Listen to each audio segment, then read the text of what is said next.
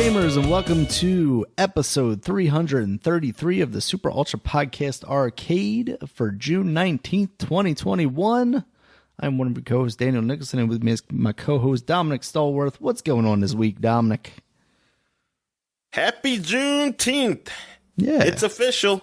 It's an official government holiday. I just heard about this like 2 years ago, maybe just a year ago. Because schools don't want to teach this shit. Of course not. They say slavery happened and this kind of just gloss over it and like, hey, that was a long time ago. You got free. The Civil War happened. Yeah. Civil wars happened. Civil rights have happened. It's all good now. Yes. It's like everything was fine somewhat. The civil rights happened. Now everything's really fine. And that's it. It's so sad that it's true. Yeah. But, yeah, Juneteenth holiday that celebrates the freedom of blacks. But I think it starts really in Texas. They were like the first state to really officially do it. Mm-hmm. And then I guess we're just going to use that as something that we can all celebrate. Because that was the idea, right? Is like it was the celebration of like the last slaves that were freed. And that was like in the Texas area. And that's why it became a thing there. And so it's like, hey, this is official. This is the day it happened. And yep. So I'm still learning about it. I still don't know true history. Mm-hmm. I honestly... Because when people told me about making it a holiday, I didn't think it was going to happen. So, they ain't going to make it a holiday. And they did. And happy, but also I'm like, man, this is things you're trying to give us something it's not really tangible, though. They're like, hey, remember that holiday we gave you? Settle down. Yeah, exactly. I think it's just this like, hey, we gave you a holiday. Trying to quell the masses. And don't talk about reparations. You don't need to talk about reparations. We gave you a holiday. We gave you Dominic. Now you got like two whole holidays. You got Martin Luther King Jr. Day, and you got this. Exactly. It's like, look, man, you don't need reparations. That's good. That's a really bad y'all don't need nothing to like, no policies, no official policies to really help you out here. That's the thing. I'm like, I mean, look, I'm not saying don't do it, but do it in addition to some things. Yeah, we did have a lot of fight. I know that. Like, I'm tired of this symbolic stuff. I need something tangible here. Yeah. I need something to really make a difference for us. Because it doesn't... If you help us, man, you help the country. That's the thing. It's like, I don't see... It's not going to hurt the country, man. No. Rising tides raise all ships. And, the thing is, Daniel, they use that as in the policies they do now. They saying that, hey, right? I got you. Like if we cancel student loan debt, it helps everybody, raise everybody up. But it kind of don't, because it really helps the people who if they're already above you, they'll just still be above you, right? Doesn't bring them to equal footing. It just higher and higher. Yeah. I mean, it's great. I will still want that to go. But don't think it's going to make me an equal footing still with others. Yeah. Like, that would help me personally out. So that's like a personal, that would help me personally out. But most black people didn't go to college. So it's like, okay, big deal. I didn't have that debt. And so it's like, that's nice for people who did, but doesn't really help everybody. Mm-hmm. But anyway, let's get off of that. But also, I want to wish people, because this is Father's Day Eve. So happy Father's Day to all the fathers, including you, Daniel. Thank you. Happy Father's Day. Yeah, to give love to the fathers. You got anything planned tomorrow? They plan anything for you? No. I'm probably going to cut the grass. No family dinner? And possibly mow the lawn. Doing fatherly things. Or mow the lawn and change my oil. So fatherly things, Dominic. Oh, my goodness. You get the wife to do it, or your daughter can change the oil. I mean, she was tiny. She could get under that car a lot easier.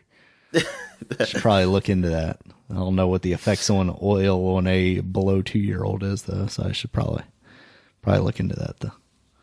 I believe we're taking my dad bowling tomorrow. Oh, nice. Yeah. The only session is like in the morning, though. I never done early morning bowling since middle school when I did that bowling camp or something. Get some like eggs and then go bowl. Some eggs, some nice breakfast foods.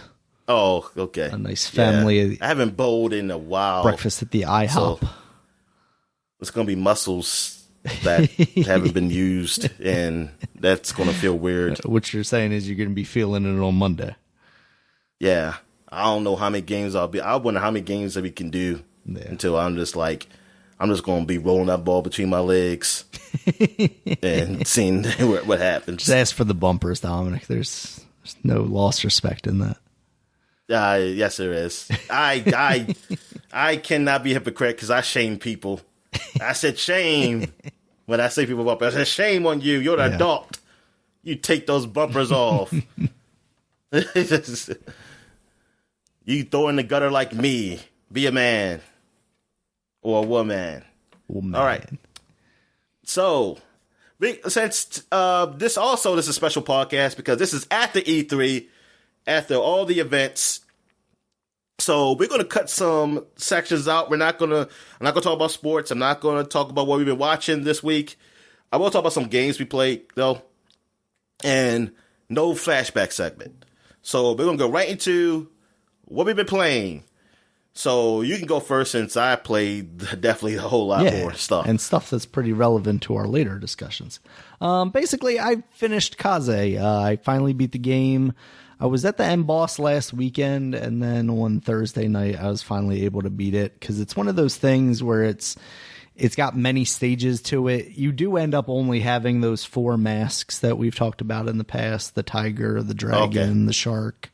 And the chicken or whatever bird that's supposed to be. They're leaving it all for part 2, Daniel, to when they're going to get a lot more masks. Yeah. And I think they did an all right job with that. I mean, there's enough variety to each of those masks. I mean, they obviously all have their own kind of characteristics. The bird, you can fly. The shark, you can swim a little better. The dragon just makes it like a infinite runner thing, basically, which is kind of cool. And then the tiger has like a... not a teleport, but like a dash forward in the air kind of thing. So it changes up the mechanics enough that it keeps things interesting.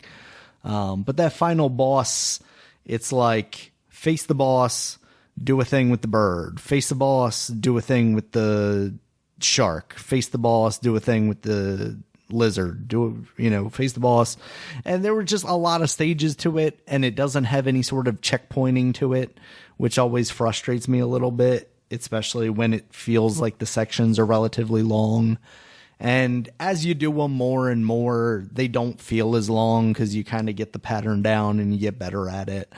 And that's what they're going for, obviously, is to you just kind of get used to it and get better at it. But sometimes I just want to get to the end of the game, and this was one where I was starting to get to that point where I'm like, I just need to beat this game. This is pissing me off. But then, of course, at the end, it's like, hey, you didn't collect all these gems, so you didn't get the real ending. I don't know if I'm going to go back and, collect all the gems or whatever. I don't know that I'm ready to do all that. I like the game, but I don't know that I like the game that much. It feels all right, but it definitely doesn't feel great in my opinion. And it's like I was telling you, as far as like just playing as the rabbit itself or the bunny or whatever it is, he's a little slow. Like it feels like there should be kind of a run button to it, more like a kind of Mario type thing. But yeah, overall, I think the game is good. It's an enjoyable game. If you like platformers, if that's what you're into, then I would definitely recommend checking this game out. It's not particularly expensive, so it's definitely worth the time. I thought it was cool. So that's all what I've been playing this week, Dominic. Hopefully I can finish that sometime because I did enjoy playing it. Yeah. So yeah, I'm glad you liked it. I'm glad you actually went through it and played it. So that's cool. All right. So I've been playing some games that is on part of the Idea Xbox summer event that they had last year. Did they have it a year before too? I want to say last year was the first one. It's the first one that feels memorable, at least. Like had some serious stuff to look at. Because I don't remember it happening years. Well, if it did, I didn't download games that I didn't hear about it. But yes, so And these are some of these games were shown off during E3 or past E3s. You see them probably a few times, and including Tunic. Yeah. Which is the Zelda Fox game. It definitely has Zelda elements. Now, I didn't do any puzzles while I played this demo, and I didn't finish the demo. I had stopped because I had to do some things. But what I played, it's pretty tough. Like, it wasn't, it's a lot harder than I thought it would be. I don't know if it's like super hard or anything, but it was a little challenging. And like some of these enemies, like as an enemy when you get into like the underground, look like sewer area or whatever. And like these blobs, they can be very relentless. And I think they follow you to other areas. I don't think you can just be like, oh, I go here and they don't follow you anymore. I think that you gotta kill them. So you should kill them because you get to a point where you get to other enemies and there's going to be a whole bunch of enemies after you then. So you don't want to be, caught. Yeah, get cornered and have 50 million pieces people behind you. Exactly. So you kind of want to fight the enemies.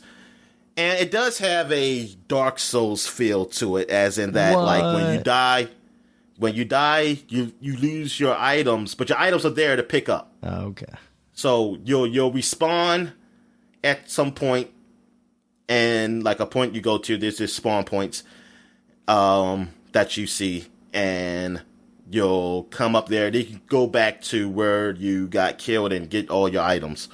I haven't used those. I don't know if they're currency, but the things you like, the little yellow orby or crystal that be around. I haven't spent them because I haven't played long enough to get somewhere where I can spend them or anything. So I don't know what they're for. Gotcha. But yeah, the only part I got to was to the sewer part. I fought some enemies and I think I died. But yeah, you start off like you have nothing, and also it speaks in a language you don't understand.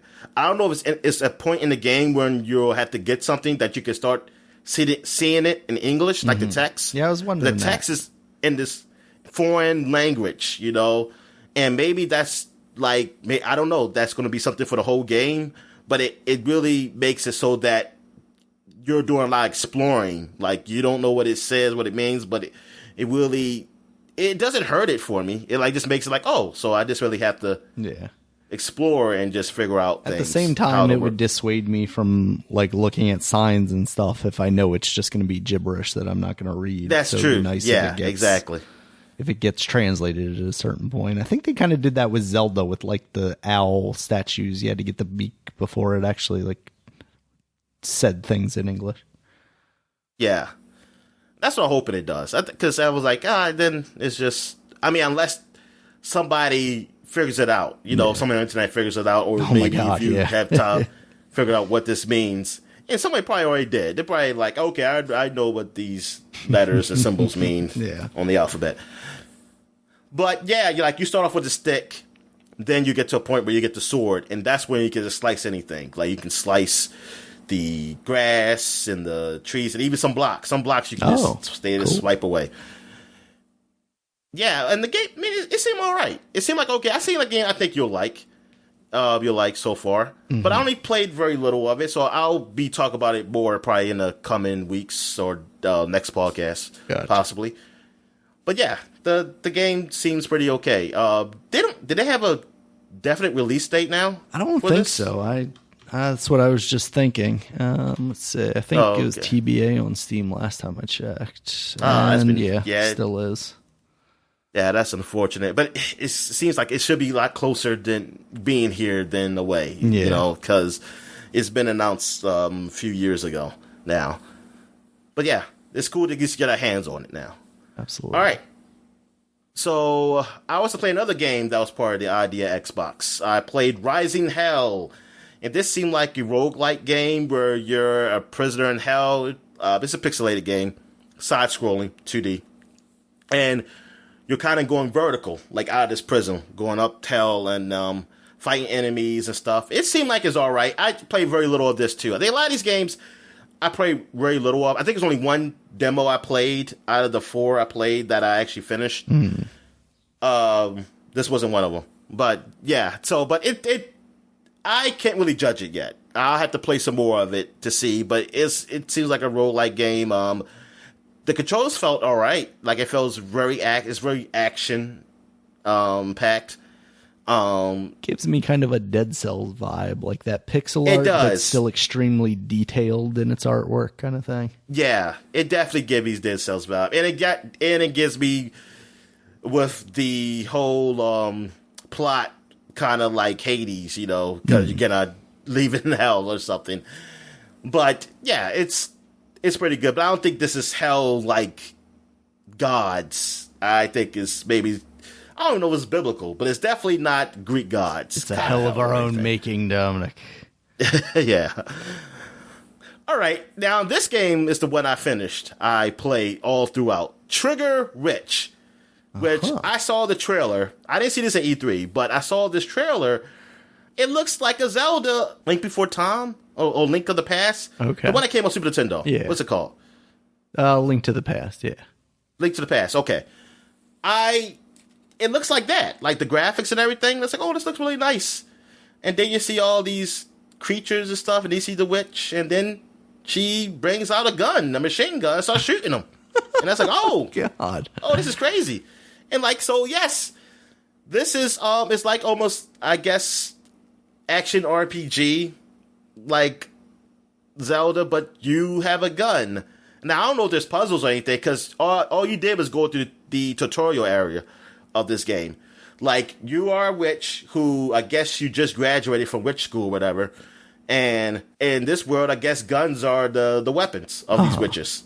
And, like, you have to go through this tournament thing, like, I guess it's ceremony, which is, if you pass it, you'll be a full trigger witch, or whatever it's called. I don't know if it's called trigger witch, or that's just, I don't know. But, like, I went through that, and you have, they tell you the controls. The controls are just like a twin stick shooter kind of controls of shooting enemies and things of that nature. And you also can like dodge and do things like that. The story's pretty funny. And like it's all text based, just like Zelda. Mm-hmm. And yeah, it's pretty funny, and it's all right. I mean, I think I'll play it mainly just to see where the story goes and like how crazy this is. But I mean, it feels good, like playing it. I mean, it's like a twin stick shooter, you know. So I'm not a big twin stick shooter guy, so I don't know how to compare it to others, really. But I mean, it felt good to me. But yeah, I did like it. Like I did enjoy it. I might definitely want to keep an eye on this to see what people think of it and when it comes out. I don't know when it comes out. Yeah, it just looks so absurd because it is this like cutesy little art style, and then she just pulls out this gun and mows these creatures down. Yeah, I know. I was like, oh damn. But yeah, it's cool. Also, I played last but not least Sable, because this is the one that everybody's always talking about. This is what I've seen at E3. I've seen it for a while. And it seems like a adventure game, exploration adventure game like Zelda. But I didn't do any type of like action or nothing. Like any combat or stuff like that. I guess it's like a rite of passage for me to get my glider. So then I can go explore. And I got my glider so I can just glide everywhere. And it's like a fully 3D world. The art style of it is pretty cool. As I don't know how to really describe it. And now I'm wondering if it doesn't supposed to run like, it seems like it's running like 30 or less frame per second. It's got that weird like Spider-Verse thing going on where the world runs at a different frame rate than the character itself. Like she runs at a lower frame rate than the thing. Yeah, it has it like that. And I don't know if that's what it is for even the more powerful consoles, or this one just doesn't run that well because it's on the Xbox. I have no idea. I mean, I don't dislike it, but I just wonder that this is purposely done. You know, this is what they intended to be like this. Is it just Does it feel slow? Like, does it feel like you're actually getting real slow down, or does it just seem like it's kind of artistic? It doesn't feel like I'm getting. I'm trying to remember. I didn't play so well. It didn't feel like it was getting slowed down. I think it felt like everything was consistent. Oh, okay. But it's just that I was wondering, like, is this supposed to be smoother than this? Like, is this smoother than this on the PC or something? I don't know. Yeah. Oh, but I will say this Tunic. Now, Tunic on my base Xbox, it was not. Oh no. Like 60 frames per second. Oh. Like it was a little slow. Now I watched somebody play it on a video on YouTube just to make sure. Like, is this supposed to run like this? They ran very smooth. I think they were on the Series X, and I was like, oh, why? Like, why can't this game? I was like, darn, this game takes that much power that I can't play it Link's smoothly. Awakening all over again, Dominic. I can't handle base it. Xbox. I said, come on, man. But at least you know it's there. You can get on a PC, Daniel. So, yeah. But that's the thing that sucks is like the demo is not on the PC, or at least that I could find, because I downloaded like Sable and a couple other games for the PC. But yeah, I didn't see that one on there. That's disappointing. Yeah, so Sable, see, I don't know. I haven't watched somebody do a demo video. I just seen the videos, and I don't remember. Like, I mean, they kind of did one like that. So, yeah, I think it's probably the artistic intent for that one. Okay. But yeah, it's more like an adventure, and I stopped it and then guess I had to start all over again because I was hoping it was a save because I had to do something, and so I'm going to play it over again. But I don't mind. But it's just very, I know, I'm trying to think of other games. Like, to me, it reminds me Journey-ish or the Colossus is like very quiet. Not Colossus. Well, just like how it starts. Yeah, I know what you mean. Yeah, like kind of a blank world, even though there's some stuff going on, but for the most part, it's just like quiet and serene. Yeah, exactly. It's like you're really going for the exploration of it. It's not like a ton of action. Like, this ain't gonna be a game probably for everybody. I'm not even sure it's a game for me. Like, but I'm gonna give it a shot. Yeah. I'm gonna give it a shot because this is what a lot of people are talking about, Sable. So I was like, yeah, let me try this out. And plus, this is a demo. Hey, why not? But yeah, I think you probably be better judge of it. Trying this out. But yeah, those are the games I really tried out. I didn't really play enough of the games for the PC that I saw that were demos. The demos that came out up there. I know one of them was the Blackbone game. What's it called? Blackbone Prologue, Backbone Prologue, which is you were telling me it was like a point and click game. One, right? The animal detectives. Oh, okay, yeah, the animal detective, like you're a raccoon. And I downloaded some other ones too, but I'll mention them next week when I get my hands on them, because I didn't really play a lot of those. Gotcha. But those are like the games I played that were really new, like these demos. But the other games I played, I played some more Assassin's Creed. I think I'm still going through the plot of building alliances. So like each alliance you build is like its own story, and it's pretty fulfilled stories. So like I'm on one now where I'm trying to. Well, I just completed one. Where I helped this young king help him become king to this land that I don't think was rightfully his. But I don't think anybody's land is rightfully theirs, really. Like some people say, hey, I'm a noble, I deserve it or something. I was like, oh, fuck you, I don't care. But he believes in like equality of Danes and Anglo-Saxons. And that's what he did. He married a Dane because he's an Anglo-Saxon. Danes, as I say, are the Norsemen. And so to build a bond between the two or something like that. So I was like, oh, that's good. And thing is, he's not much of a fighter or anything, but he believes though, like he tries, and like it looked like he died. I thought he died because he was fighting the guy, this Dane who wanted to take over, and he had no chance with him. But he got near the edge and they both fell off. And hey, they both survived. And then I came and helped them. We came and marched and saved them. And yeah, it was good. It was a good story. What else I played? I beat Dragon Age. Like, beat everything from Dragon Age Origins 1. So I'm going to stop playing that now. I finished that off. So yeah, good game still.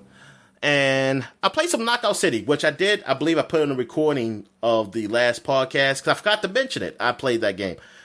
Knockout City is the dodgeball multiplayer game that EA did, and it's fun. It's a fun game.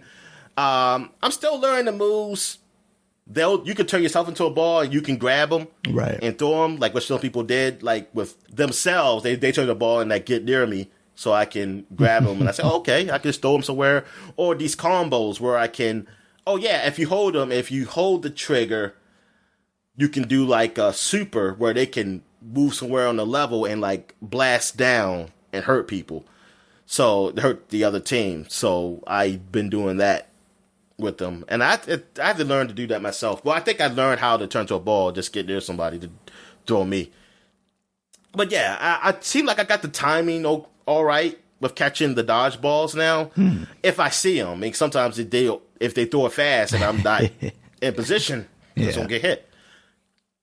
But yeah, it's fun. It's fun. You get these special balls. Like each level, when you start, they'll do a random special ball. I think there was one multi-ball where you can throw multiple balls at them. There's one that is a football, which is, I forgot what that one does. I think it doesn't just follows them. I forgot. It does one like the mine, like it's time bombed. Like you throw it and it's a timer, so you gotta hurry up and throw it too because it'll blow up on you. Right. But yeah, the game is fun and it's quick to play. So I could definitely see the more of appeal than what a Rocket Arena was. But I still feel like, man, I couldn't imagine myself paying for this. Right. Like, it still seems like a free-to-play game. Which at least I think they're doing that now is, like, it's free on everything up until, like, a certain level or something you get to.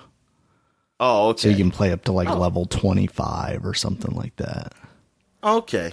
I mean, I'll say this. $15. Like, I don't think it's more than $15. I mean, 20 is stretching it for me. I feel like I pay 20, I should get like a costume or something. But right. but I don't know. Maybe $20 ain't bad either. I don't know. But I definitely don't think it should be 30 or more. I definitely doesn't think it. At least I wouldn't pay that. I wouldn't pay that much. But I like the game. I really enjoy it. Nice. What else have I played? I played because I went to meet my friend down North Carolina, and so we played some games at his house. We played some Unruly Heroes, which is a 4-player cooperative side-scrolling game, just like Rayman Origins, those Rayman games, the two of them that came out. But it seems really challenging. Though Rayman Origins can get really challenging. Now, he's really into Rayman Origins. He really likes that game, so he will have a better take on how challenging Unruly Heroes compared to that. But I believe he beat Rayman Origins, so maybe he'll think this is really challenging because he was like, "Hey, I need y'all to help me with this." So me and my other friend, we played because we both went down there. So it was 3 of us, including his soon-to-be stepdaughter, who she played. So it was 4 of us playing it, and it does get really challenging, man, that game. Like, to the point, like, you got your timing of things, and then the bosses, it'd be so many levels to this one boss we played. Like, I think, like, okay, like, we beat it. But then it's like, another level comes. So I say, okay, I was one of those bosses. Like, it changes. The stage changes. And then we get that. And then when you die, now, unfortunately, they did have a checkpoint between the stages. Like, well, sometimes they don't, sometimes they do. But I was like, oh, good, it's a checkpoint on this one. So we don't have to keep, doing the other part again. But this one, but I don't know, I feel like they went overboard. I was like, come on, just end the damn level. I was like, come on, like, it shouldn't be this many stages, man. It's just, like, too hard. Because it felt like it was always trial by fire, basically. Like, we always have to die to know, like, okay, we got to know the combination, like how the combination of these attacks, so we know what to avoid, at this time. And that's what we did. We had to do everything by memory, like, basically. Like, we'll die, so okay, we know that it's going to attack come from this side now. Or this, whatever spikes or something was going to come up from the ground from right here, so we had to move over here. So, yeah, eventually we beat it. But it was fun just playing together and trying to figure that out. But Unreal Heroes, at the production value, like, I'm thinking this is like just a little indie game, but I mean, it's good. I mean, as far as production value, like, it looks like Rayman. Yeah, I was surprised when you were telling me about it and looked it up. I was like, wow, this is impressive. I'm gonna have to look it up to see who people who did it. I wonder if they have worked on that game. Somebody has worked on that game or something. But the guys who worked on it, I mean, like, this is a pretty cool game. I just like Darren. I just didn't really hear about it. But Xbox, I think it's one of those. Was it Xbox Game Pass or was like free on Xbox games? I'm not sure. Games for Gold. It's one of those. What else you play? You play the original Xbox game? Yeah, it's on Game Fusion? Pass. Oh, okay, Game Pass. All right. Fusion Frenzy is like one of those original Xbox games. One of those. Yeah. I don't know when it came out. I don't know. Was that a launch game? I'm not sure. But it was. If it wasn't, it feels like it was somewhere around there because I remember that being joked about as like Bill Gates' favorite game or something like that. It's a Mario Party game.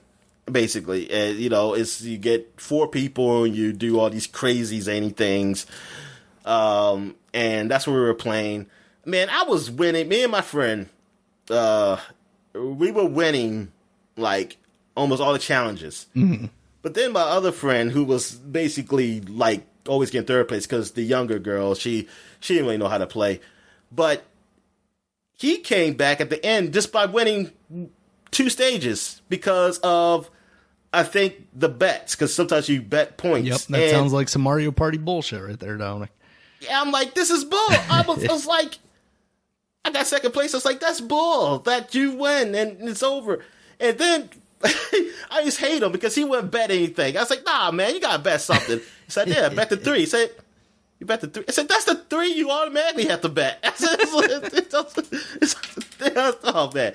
But yeah, it's like that. It's so, see, I never played Mario Party, so that's how Mario Party is. So yeah, I'll be pissed. I'll be pissed at that shit then.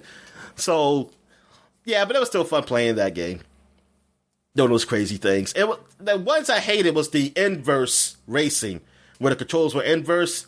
My brain could not work, Daniel. Even when I knew it's inverse, it just couldn't work. I just gave up. I said, forget it. I'm not going to win the challenge. Yeah, I think it's not, I don't think it's a good game, but it's just a crazy game, you play with friends. That's what it is. I think it's probably what Mario Party probably is, too. You got some really people who really love Mario Party. Like, because I seen this podcast, like, people's like, I don't care about Mario Party. I don't only like, I like what he said, like how I felt. Like, I only like good games. And then the guy said, how dare you? How dare you say that? Mario Party is good. It was like, oh, boy. He said, nah, I don't like Mario Party. So, what else we played? Battletoads. Still a bad game when we play with 3 people. Still a bad game. That's unfortunate. But we did, but we had stopped. We were going to play some more, but we had stopped when his fiance's daughter came in. She wanted to play, so we had to get some 4-player games. We played some Perfect Dark. Fun playing that, doing the challenges. Like, we're on teams doing the challenges against the computer. It gets it gets hard as crap because first they're stormtroopers at the beginning. Like, they miss like shit. Yeah. Like, I'd be right in front of them and like, pew, they be missing and stuff like that. They don't have a gun. I just go in and punch them. But after a while, man, they do not miss their target. And like, it's just becoming like, damn, they are just killing our asses. What else I played? I played some Injustice 2 a little bit with some people. Much to talk about there. Played some Overcooked. Played that. And that is fun playing and couch co-op. That is a fun game. I mean, it can be fun also, to chat doing it. But it's just like when you're there, it's a whole lot easier, to tell people like, hey, what are we doing? What are we working on? Where something is on the map. To know, like, when you're cooking. Yeah, it gets crazy when you're cooking in a hot air balloon up in the sky. And I don't know who are you serving? I was like, who are we serving? It's like Put on little somebody parachutes and it goes down to it's the like ground. somebody catching. That's what I'm saying. Maybe it was. I just didn't notice it. I was like, we put on a service. It's like, I guess they're catching their food down there or something.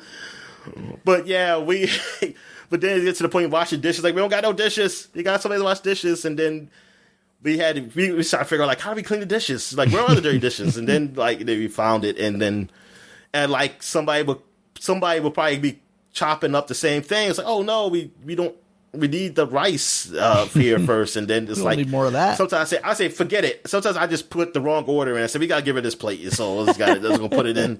It's messed up. And then that game is fun. Overcooked that's a damn fun game. That is a fun game. Then we went out to a place called Round One, which is basically a Dave and Buster's. Mm-hmm. And it's added arcade games there. I think, what did we play? My friend tried to play this Bomberman game there, but cause, like, we didn't have any more points on our cards. But he played, but he did not understand how to do it. I didn't understand how to do it either. The rules are not. This is not like not regular Bomberman, huh?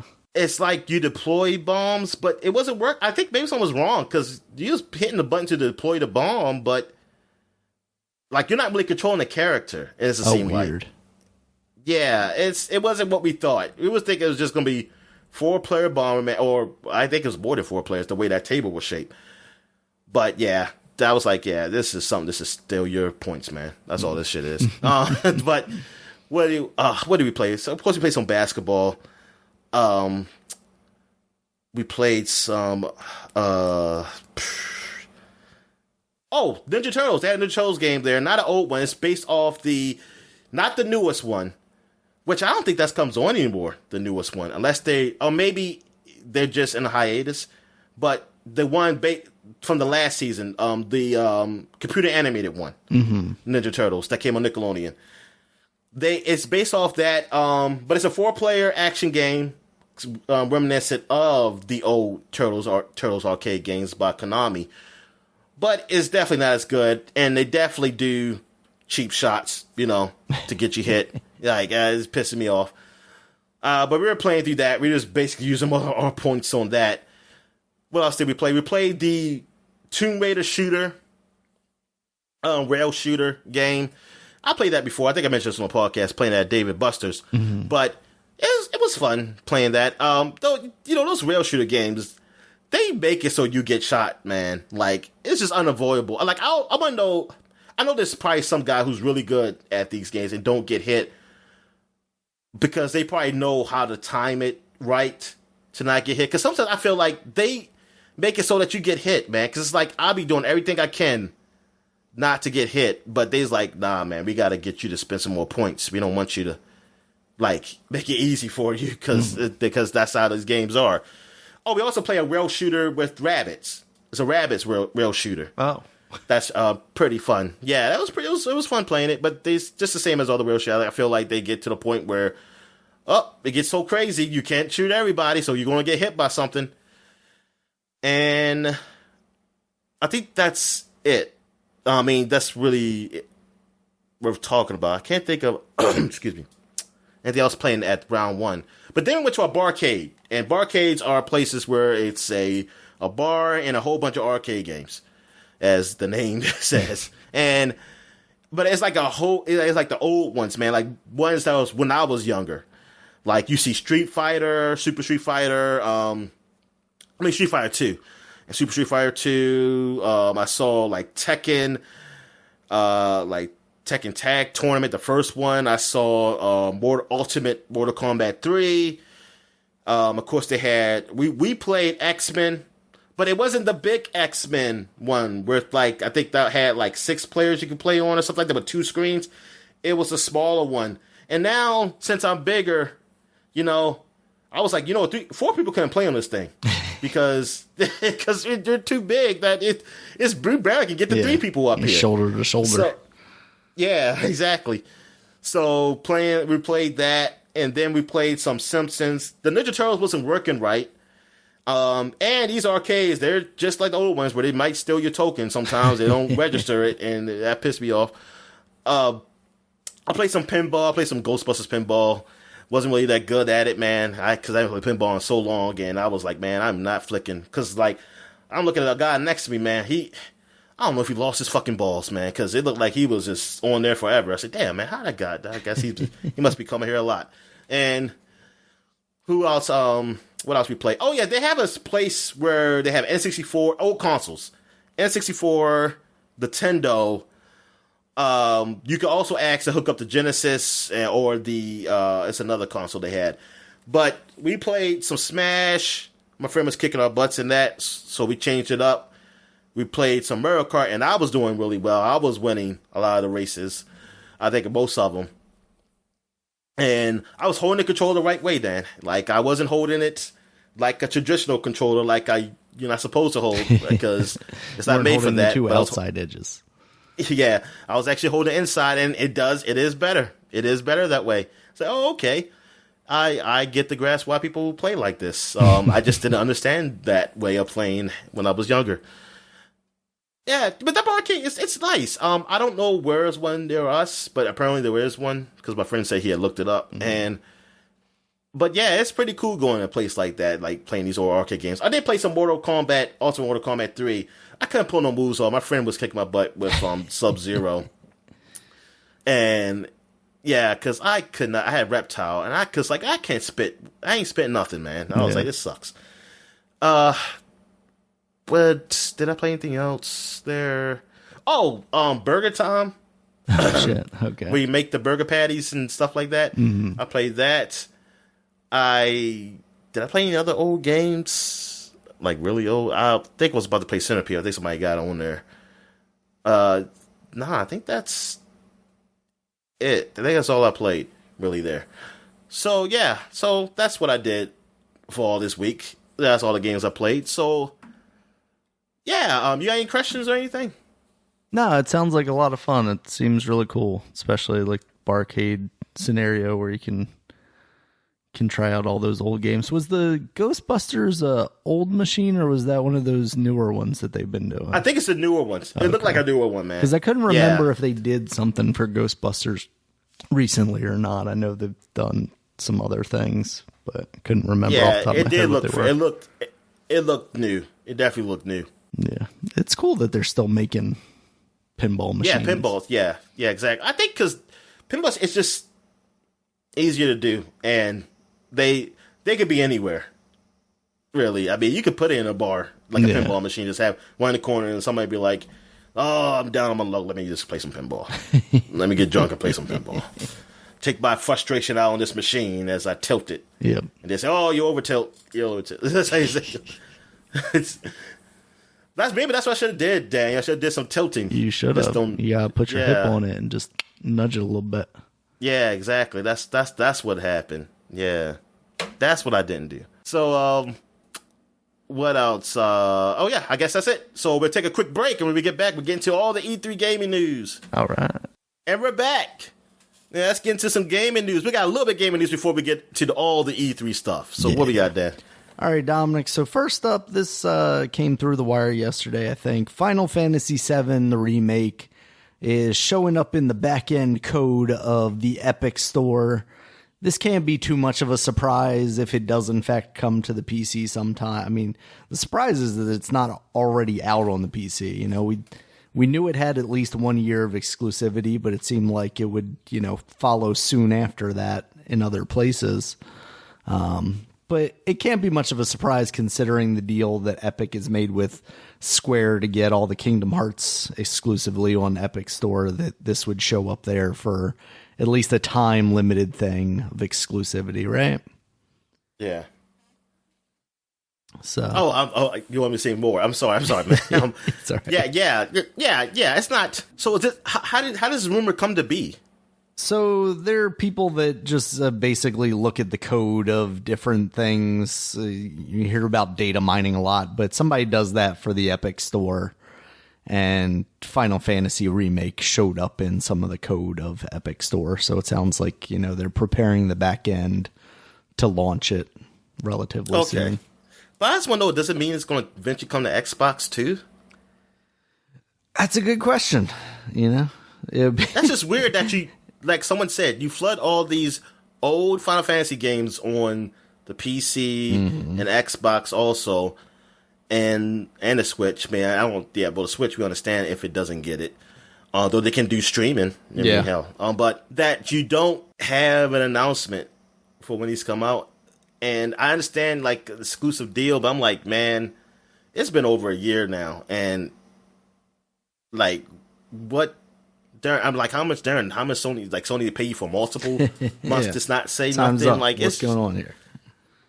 It's just to a point that I understand the business part, but I'm not going to speak on the business part. I'm going to speak on just my consumer part. Is that it's like, what are you guys doing here? It's like, why you want to stay exclusive? That's the thing. Like, I mean, is it really like,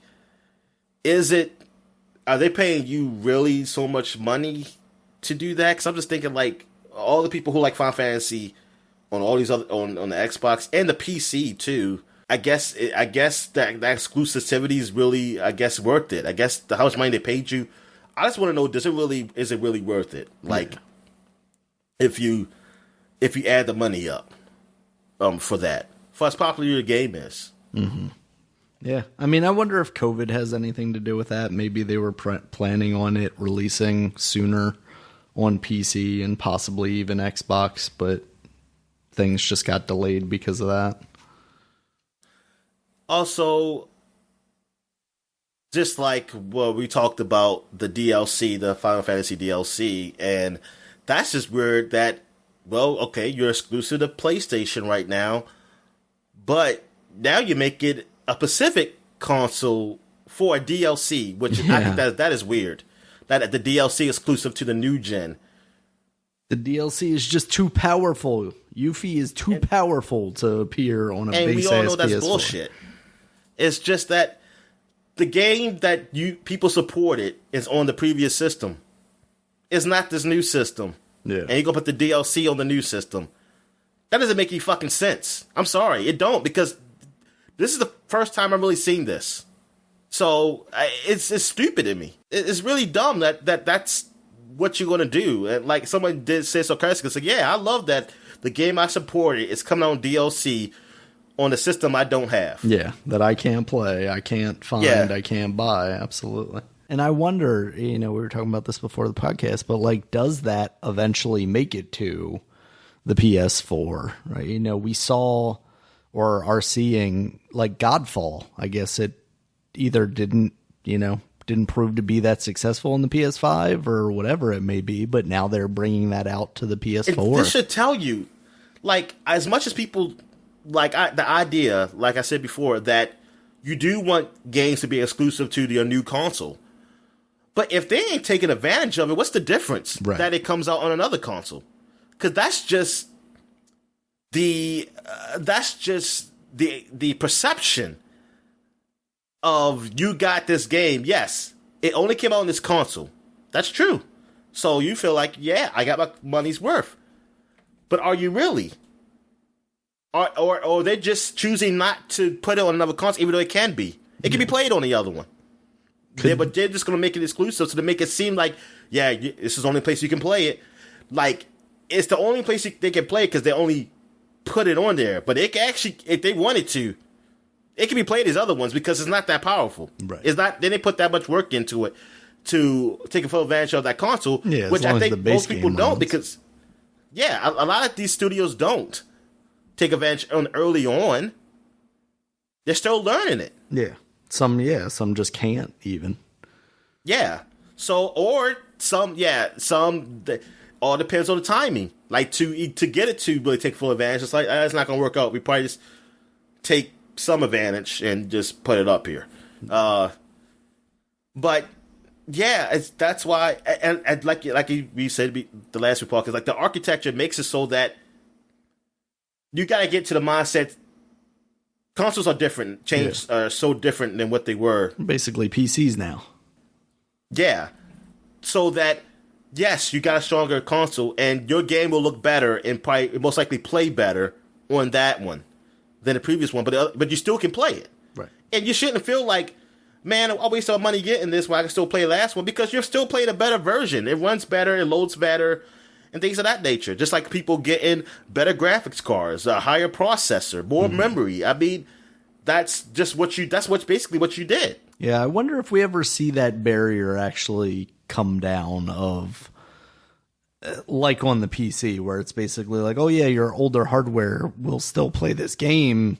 It might just not be up to what you want it to. Or are we going to continue to see it on PC where it's kind of more of a walled garden and you see more kind of restrictions on things like, we don't want people to get the impression that a game's just not going to run very well on their Xbox, so we're never going to let you release this thing that you designed for the Series X, but could probably run relatively well on like the One X, but we're not going to let you put it out on the One X because then it has to also run on the base X or the base One. I mean, that's where those like Nintendo seal of approval things should come into play. There should be some real quality thing to say like, okay, this is good enough to come on the later ones. Now, tested if it's not, and approved for. Is it if like, because maybe you can't, or you don't have the budget to say, hey, we can downgrade it, it can still run, but it's not gonna run that great, and we don't have the resources to make it run great. And just say, okay, you're just gonna be exclusive to the new ones then. This game is not gonna be, we're not gonna put this broken game out on an old console. Yeah. Or we get to a point where they say, hey, this is gonna be the cloud version. Like, you can still play this, but you're going to have to stream it from Xbox Cloud. And there was a rumor out there about the Xbox doing the cloud, like with the new gen games. Yeah. Because that's what I was waiting for. I was waiting to hear, like, hey, since it's cloud now, can we play these that look so much better now? They don't just look like the Xbox version, but the Xbox Series X kind of version, Yeah, they've actually announced that officially now, that they're going to be moving to Xbox Series X level stuff. I'm trying to see if they have like dates on it. Awesome. I'm looking at the Verge article here. Microsoft is making some significant upgrades to its Xbox Cloud Gaming xCloud service. In the next few weeks, the xCloud streaming service will be moving to Xbox Series X hardware on the server side, bringing drastic improvements to load times and frame rates. Microsoft is also moving xCloud on the web out of beta, which will be good news for owners of Apple devices because you can do it in your browser. So yeah, that's very cool. So that's what I'm excited for, is when I can play the Xbox Series X equivalent game on my, whether it be Xbox One or even PC. If I'm not rocking a PC that's more powerful than an Xbox One X, or Series X, which I don't think I really am at this point in time. So yeah, that should be very interesting once that starts getting into people's hands, especially with stuff like load times. I'm very interested in how well that's going to work. So yeah, that's very cool. All right, Dominic, in some other news, you were telling me about this because this just flew under my radar completely, and I thought that this would have been bigger news, but obviously in a week where E3 has happened, maybe not quite as much. Cyberpunk is old news, that's why, Daniel. Basically. So yeah, Cyberpunk is getting reinstated on the Sony store on June 21st. So just a couple of days from now, you will be able to buy Cyberpunk from the PlayStation Store once again. Yay. And I wonder if it's still just going to look crappy. And they said, fuck it. We're just going to let them sell their game up here. I mean, you punish them long enough. I'm really not convinced that the PlayStation, like the base level PlayStation 4 version, is going to run at an acceptable frame rate or anything. I don't expect that to actually have improved that much. But I guess we'll find out. I'm sure that, some site like Digital Foundries or something is going to do an in-depth thing of like, this is how it ran before all these updates and this is how it runs now. And I would love to see the results of that and see if it's actually, worth their salt in anything there. So, yeah. Is there anything else you wanted to talk about before we get into E3 proper here, Dominic? We didn't talk about Power World on the podcast, did we? No, we didn't. Last week. Yeah, we waited till after. There's a game that I believe it's going to probably be an online massive multiplayer game or a survival game, you know. Mm-hmm. But it's basically like Pokemon. Very much so. It's a world, very, like, these animals are... Their designs are very Pokemon. They're, yeah. So... And it looks nice, you know, just like a regular Pokemon game. And it's like, okay, this looks cute. But then you see people bring out guns and start shooting at each other. And it's like, oh, yeah, this is different. And you also see, like, Pokemon in, like, a weapon shop and being slaves. And I think the story I read somewhere is that poachers or people are, like, enslaving Pokemon and stuff, and you're trying to stop them. But the actions that you do in this game, in this trailer they show off, the game's called Power World. I think I said it, but before you need to look up this trailer. It must be seen to be believed. Yeah, you can hunt Pokemon, like you can actually like shoot them, and I read somewhere that's for like subsistence. Basically, you can feed it to your other Pokemon. Oh my gosh! Itself. I mean. Is that they treat it like animals. Yeah. Like, you know, regular animals. But you can go fishing. You can attach your electric Pokemon to the fishing hook, throw it in the water, and let him just zap it, and all the fish Pokemon just come up with crosses on their eyes. And then you can... I see yourself shield, like, this lamb-looking Pokemon as the person was shooting at him. You could pick it up and shield it and put it in front of you, and then they showed the face of the Pokemon crying as it's being shot. It's just crazy. It is literally crazy. This game and the fights look like real fights. They don't look like you just hit attack, and the attack it looked like a Pokemon was just working like this big giant. I don't remember what it was called in the regular Pokemon game, but it looks just like it, like a big electric monster Pokemon, and he's just fighting the enemies right beside you as you're shooting. And it looks cool. I mean, it looks cool. It looks very absurd, but the only problem is that I wish it was just... I mean, maybe it is. I mean, this is still... like, there's no early access or nothing right now. Yeah. It's just an announcement. But it looks like it's going to be more a survival game where you're with a bunch of people like the other games, just with Pokemon people. And this, I forgot the game, but I think it's a phone game or something, or it's probably on PC too. And I think it's on the Switch maybe. That's kind of like that now, but that's more cutesy. I think it's more cutesy. I forgot what that was called. Yeah, like a Pokemon. You were telling me about that light game. But yeah, that's the only thing, because I don't want to. I just want to play it. If I could get that single player, like it just like that, and me, and some missions, yeah. That would be something crazy, like just to do that, just to see that. It's crazy. But yeah, you gotta look at that trailer, Power World. It is hilarious. But that's it. Yeah, that's all I got. All right, Dominic. With that, then, we will get into it. Start off here with Ubisoft. I tried to keep these relatively in order of them showing them, but my plan was to watch them mostly live, or at least close to it, and then go back and watch it again. Oh, before we get into the E3 real quick. Mm-hmm. Now, Jeff Keighley of E3 had it where only certain people could live stream E3 shows. Oh, really? Only partner with certain people. I sent you a tweet and asked you why Jeff Keighley was mad. Oh, I must have missed that one. Yeah, because I think he stopped doing it, because I think the last one he did was the Xbox, but he didn't do anything else after that.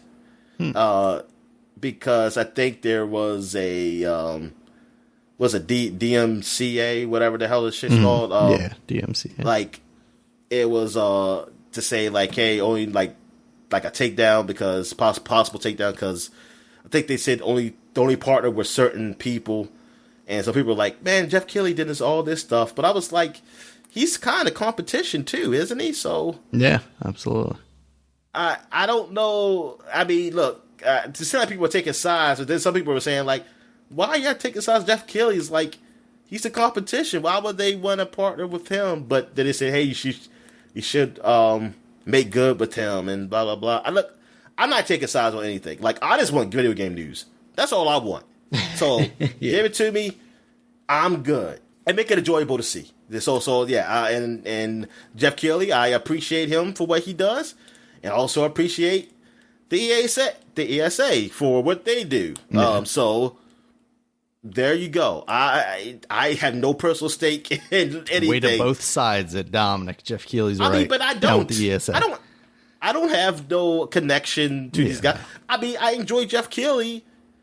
I like Jeff Keighley. I joke about him with Hideo Kojima, but come on, that's weird. I mean, we all gotta admit that.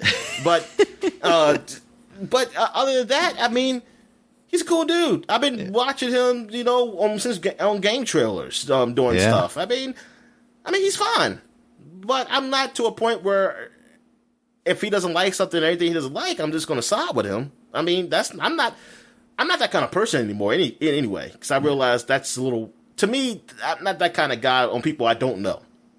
I just, like, I can agree with something or disagree, but I'm not going to be like, this situation is like, hey, that's between them. All right? It's really, I was hoping you look more into it. Because what I've seen, I don't really know, like, what's going on with Tim and the ESA. I have no idea. I thought maybe you might know. That's why. But I don't know. So I'm like, whatever. Yeah. Listen, I just want to get the gaming news. That's all. I'm not like a fanboy of him. I enjoy watching him, but that's all I want. Yeah. Have you seen it? Did you look it up? But it's interesting though, because like what I did hear about was like Nintendo of Japan, I think, came out shortly before their Nintendo Direct for E3 and basically said, hey, don't co-stream our thing.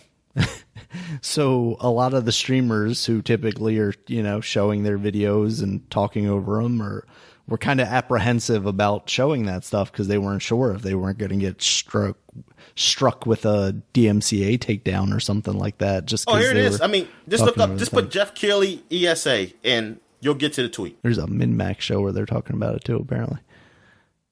Keighley. Because he posts what the ESA sent him.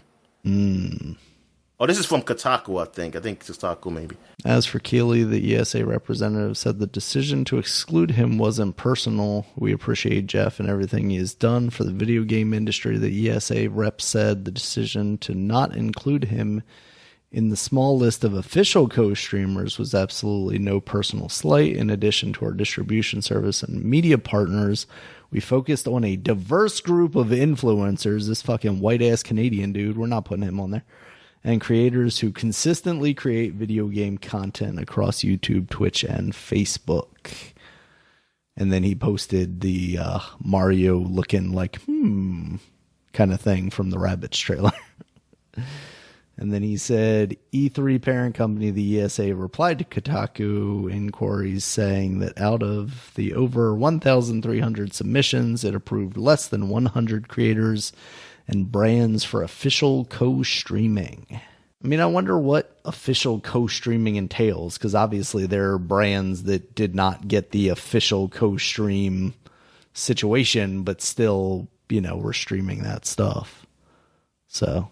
yeah, I mean, I'm kind of the thought where you were saying is like he's basically the competition, so I don't know why we would necessarily expect him to get co-streamer status or whatever it may be. But obviously there are also some hard feelings there, and whether it was a personal slight or not, I don't know, but, might be.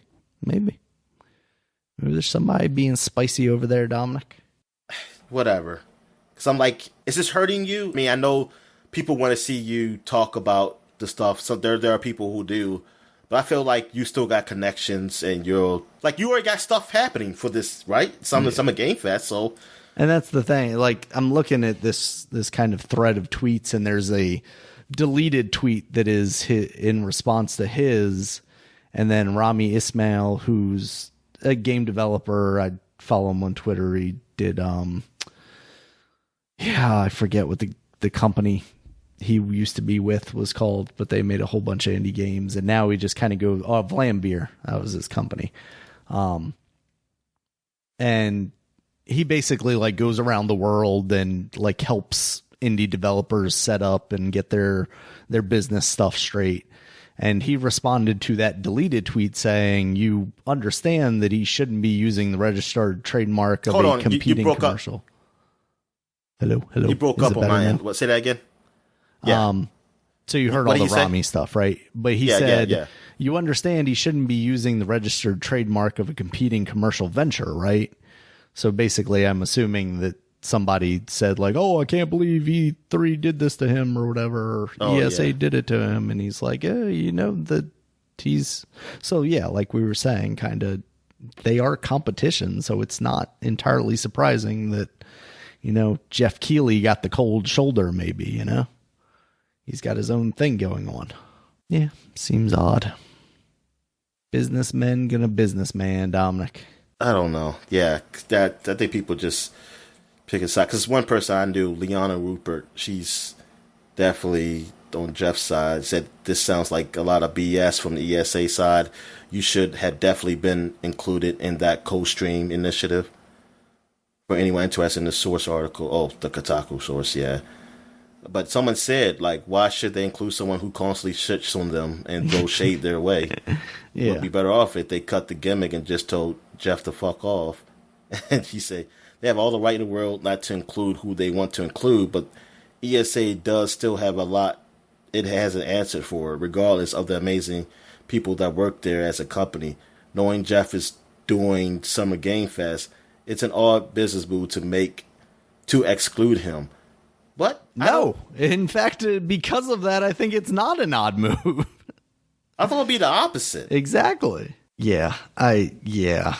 This all seems weird. Unless, if you try and look at it as that, like, hey, he helps promote the ESA. But he's actively not. Yeah. He's that's actively the thing. promoting his own thing over the ESA's thing. Because it's not a partnership. Like, you're basically telling they need to come to him to partner with him. I don't know if it's their right. They have to. Why doesn't WWE let AEW stream their pay-per-views, Dominic? Like, that's kind of what it feels like to me, is like he's... Like, you left and did your own thing, and I was okay with that. I'm still okay with that. But why does the thing you left has to still work with you? Yeah.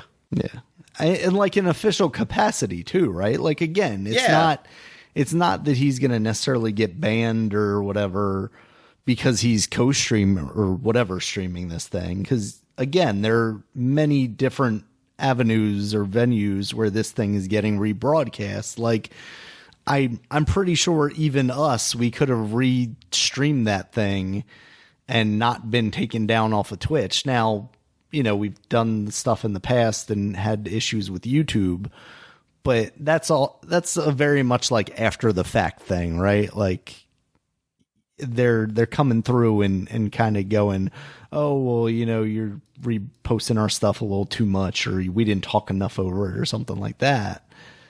But yeah, I don't know. I definitely have to read into it more to actually see where people are coming from on Jeff's side, because I'm very much like don't quite understand that right now. All right, so yes, getting on to the E3 news. All right, Dominic, so we're going to kick it off with Ubisoft Forward. Like I said, I kind of tried to keep this in the order that they presented it, but some of the stuff I know kind of got mixed up a little bit. So I'm trying my best to make sure I included everything. If there's anything that stands out in your head that I'm missing, just let me know and we'll go from there. All right, so Ubisoft, they kicked it off with Rainbow Six Extraction. That is coming out September 16th and is going to have cross-play and cross-saves on day one.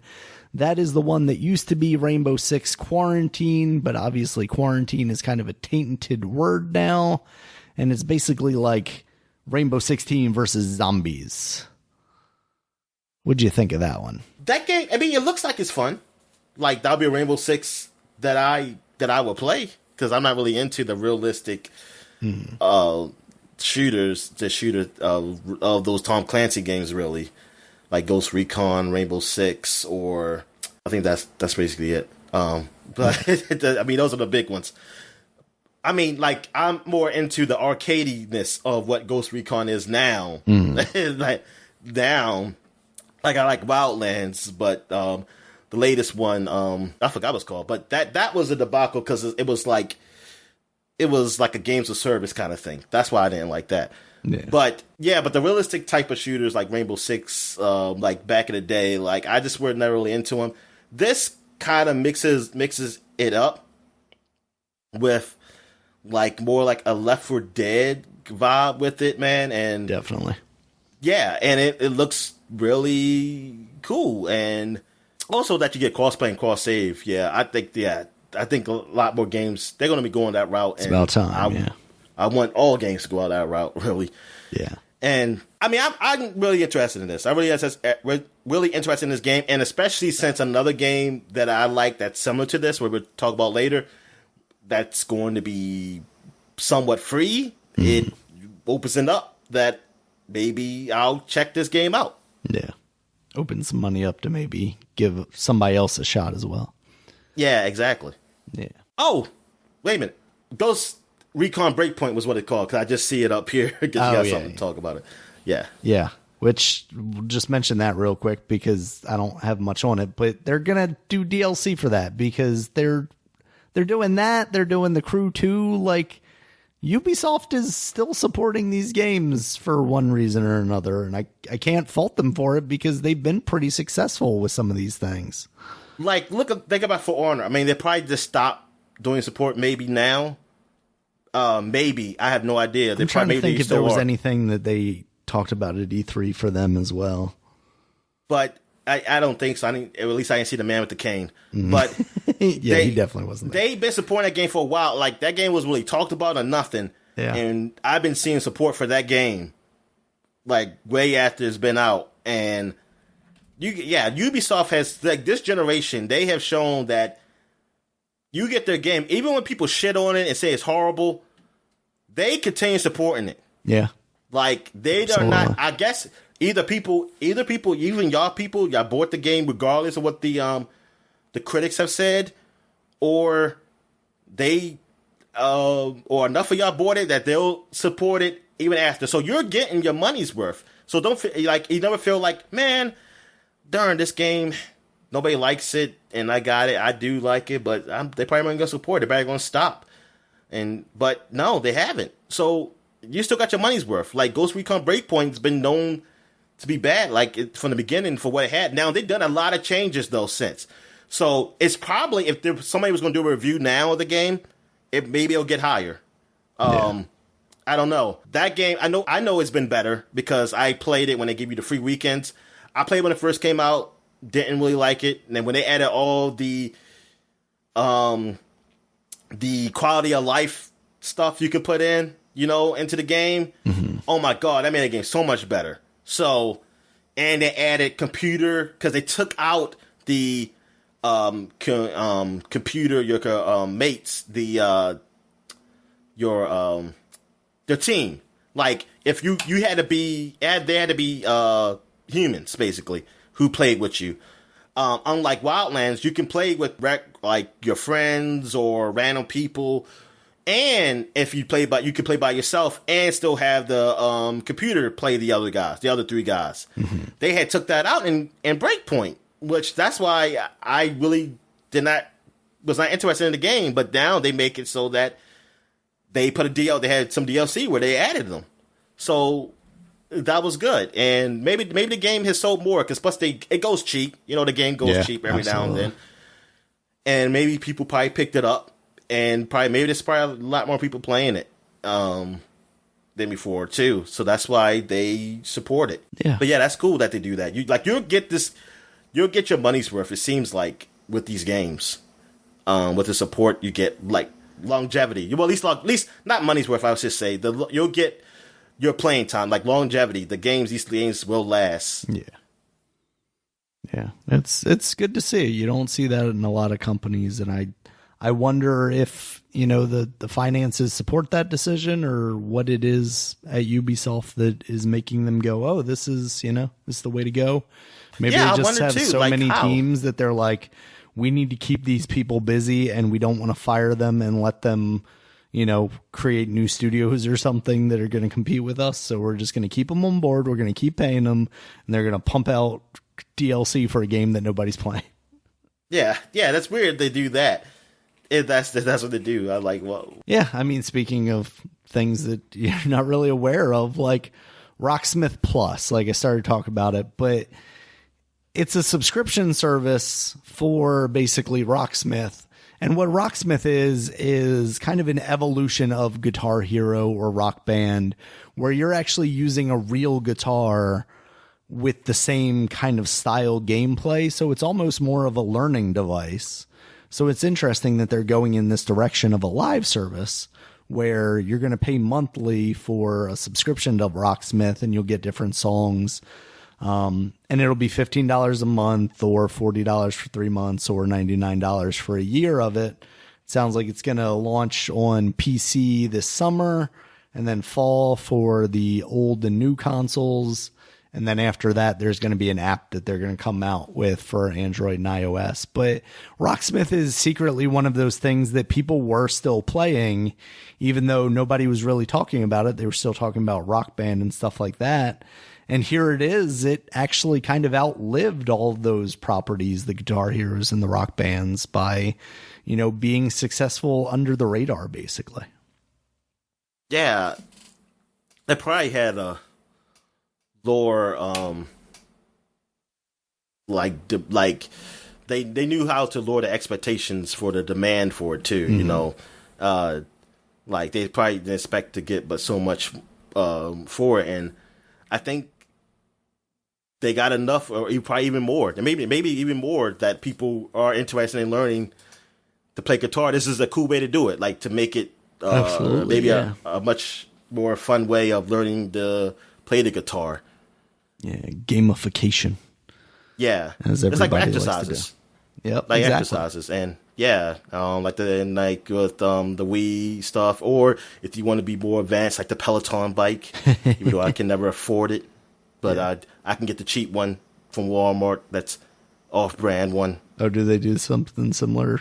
They do. Yeah, it's definitely not as good. I mean, I know it's not, but I can afford it, Daniel. I'm working towards that one. There you go. But yeah. I mean, that's cool. And I keep trying to tell you, man, you should go ahead, man. Live your dream. No, definitely not. That was your dream, to be a guitar player. No, never that. Never that, Dominic. What was your dream then, Daniel? I've never had a dream. That's my problem, Dominic. That's why. Oh, that's so sad. It's so sad. No, I mean, I don't know. When I was younger, it was always probably like being an artist, which I think as I got older was like, oh, you aren't really just an artist. Like you still have a job. If most people. I mean, there are obviously some people that just do. You need to be the starving artist. Art for art's sake. Yeah. Leave your family and say, I gotta live my dream. Want to go out to the woods. Oh, I got to make money. So like a graphic designer kind of thing.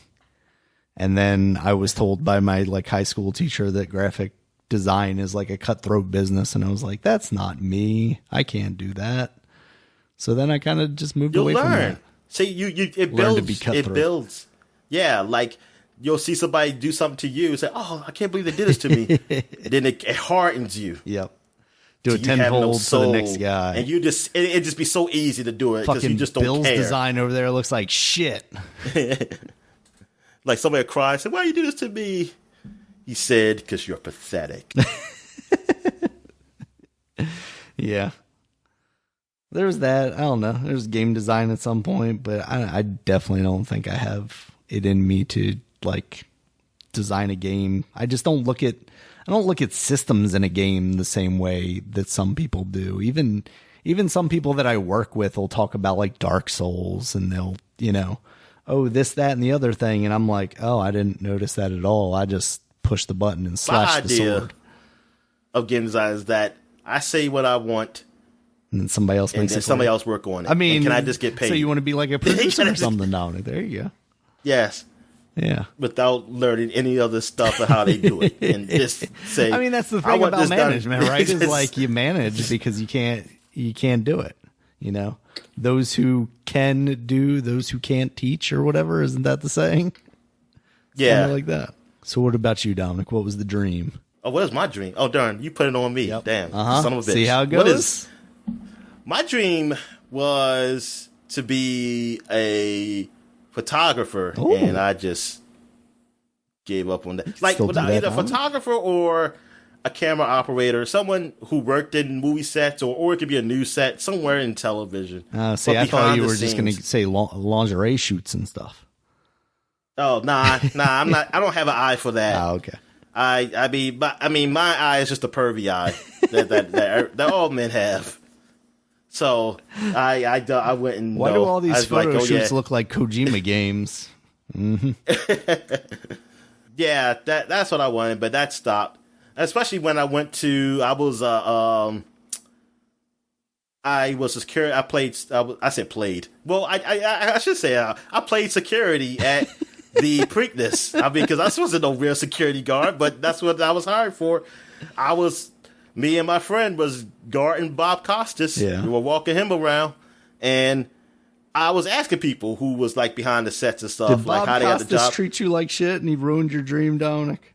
Oh, no. Okay. Oh, no. He was a nice guy. He offered me a piece of sandwich. Oh, beautiful. Bob Costas. Yeah. Everybody. Yeah. But, man, that man got lost. Like, he didn't know what to do. Like, we had to really... And because one time, it was in a crowd, checking the crowd away, but somehow we left him behind. He wasn't that far behind, but it was almost like, oh, no, where do I go? And there's people around. Like, people... see me. It's like, yo, he looked like so scared. And then the guy, he didn't really yell or anything, but he was like, you got to keep an eye out for him. You got to really watch him. And I was like, he was only like a few feet away from us. He can walk around here. It's like he's a few feet away from us. We were just moving the people out the way so he could get through. We thought he'd just be like right behind us. Yeah. But like, oh yeah, he had to stop people who was like shaking his hand or trying to shake his hand. So, oh, I know you. Something like that. But asking the people about how they got the job, like a lady doing like holding the boomstick and a person holding the camera. Almost everybody said they knew somebody. Right. And that's how they got it. Because she said, my husband got me this job. And another guy said, yeah, I know somebody who worked in here. He said, hey, I can help out. And then I just got into the industry. It was always people who knew people. Yeah. It wasn't even like they went to school for it, or they told them about it and they went to school later, but they got to the industry because they knew somebody. Yeah. I was like, damn. It feels like that with so many things. Like, the older you get, the more you realize, like, that's kind of what it is. And that's why, like, college can be important, but not in the way that a lot of people think it is. Like, college, in a way, is a great place to like socialize and get to know the people. That's what I say. Get to know people to get somewhere. You a job. It's not the courses. Yeah. Sometimes.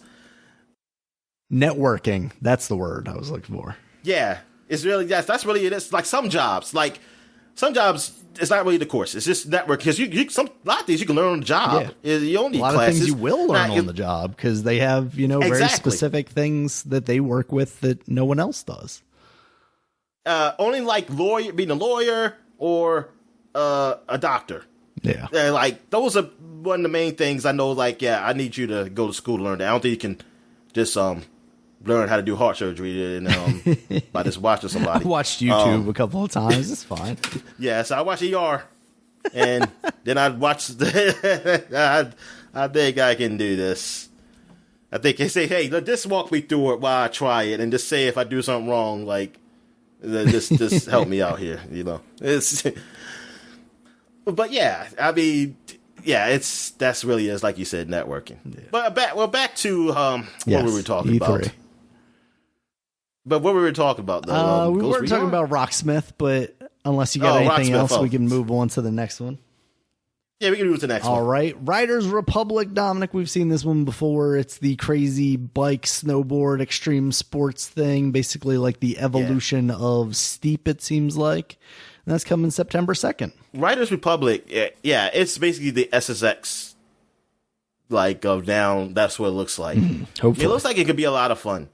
I just feel like it's going to be one of those games, too, that'll be flood you with shit, like loot boxes or something like that. But I didn't look up to see if they say anything like, hey, we're not going to have any loot boxes. Yeah. But I don't know. But it looks like it could be a whole lot of fun. Like, that game, I'm somewhat excited for. Like, because I've been looking for this, like, extreme game, like, fun to play, pick up and play, like SSX was. And this looks like that type of game that where you can just, ride downhill biking and also jetpack and things of that nature, gliding, air gliding. My only concern is like how focused it seems to be on multiplayer. Oh, I guess that could be a problem. I don't know. I don't mind. As far as just like pick up and play, like I might want to, just jump on a session and jump out. But it's like, oh, this race isn't over. Like you'd fuck up everybody else's game if you did that or something like that. Oh, I see what you're saying. I don't know.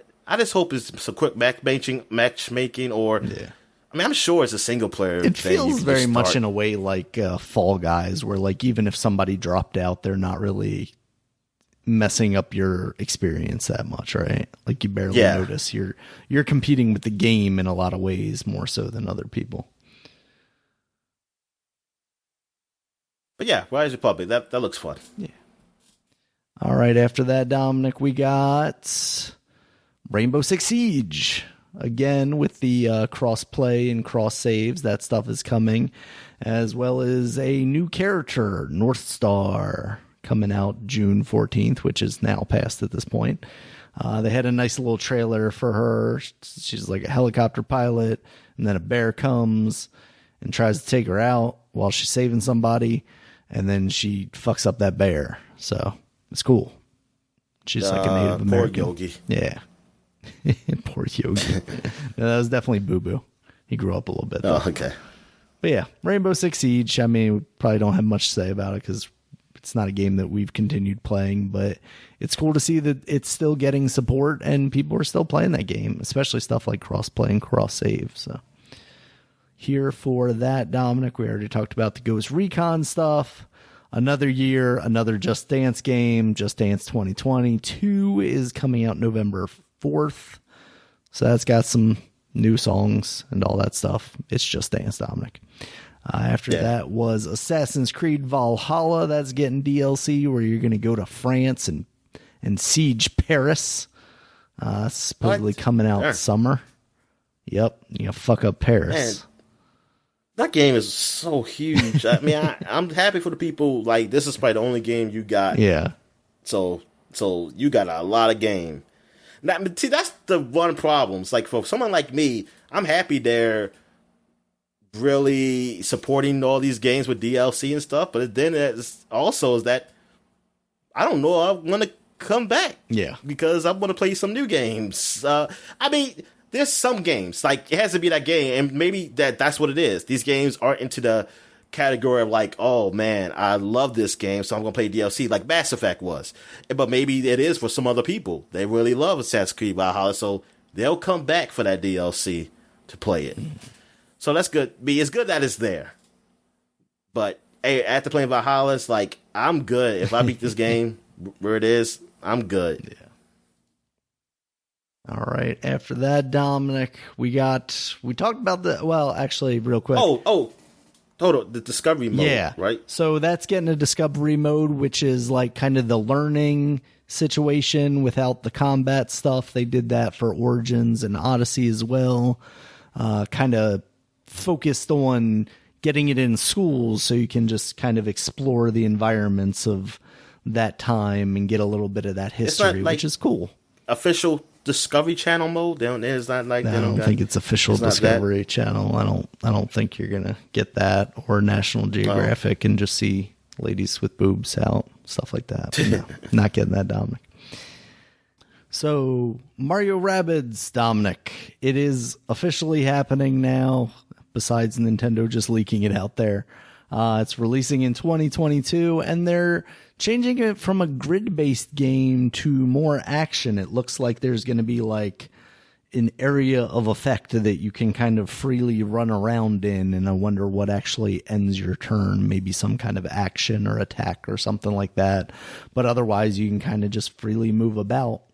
So that looks very interesting, and it's seemingly going into space, so maybe more of a Mario Galaxy vibe. There's a rabid Rosalina now, and all the shine bits are looking sexy now, of course. And then there's that green-haired rabbit. I just imagine them still dudes in drag. I mean, they those might rabbits. Be.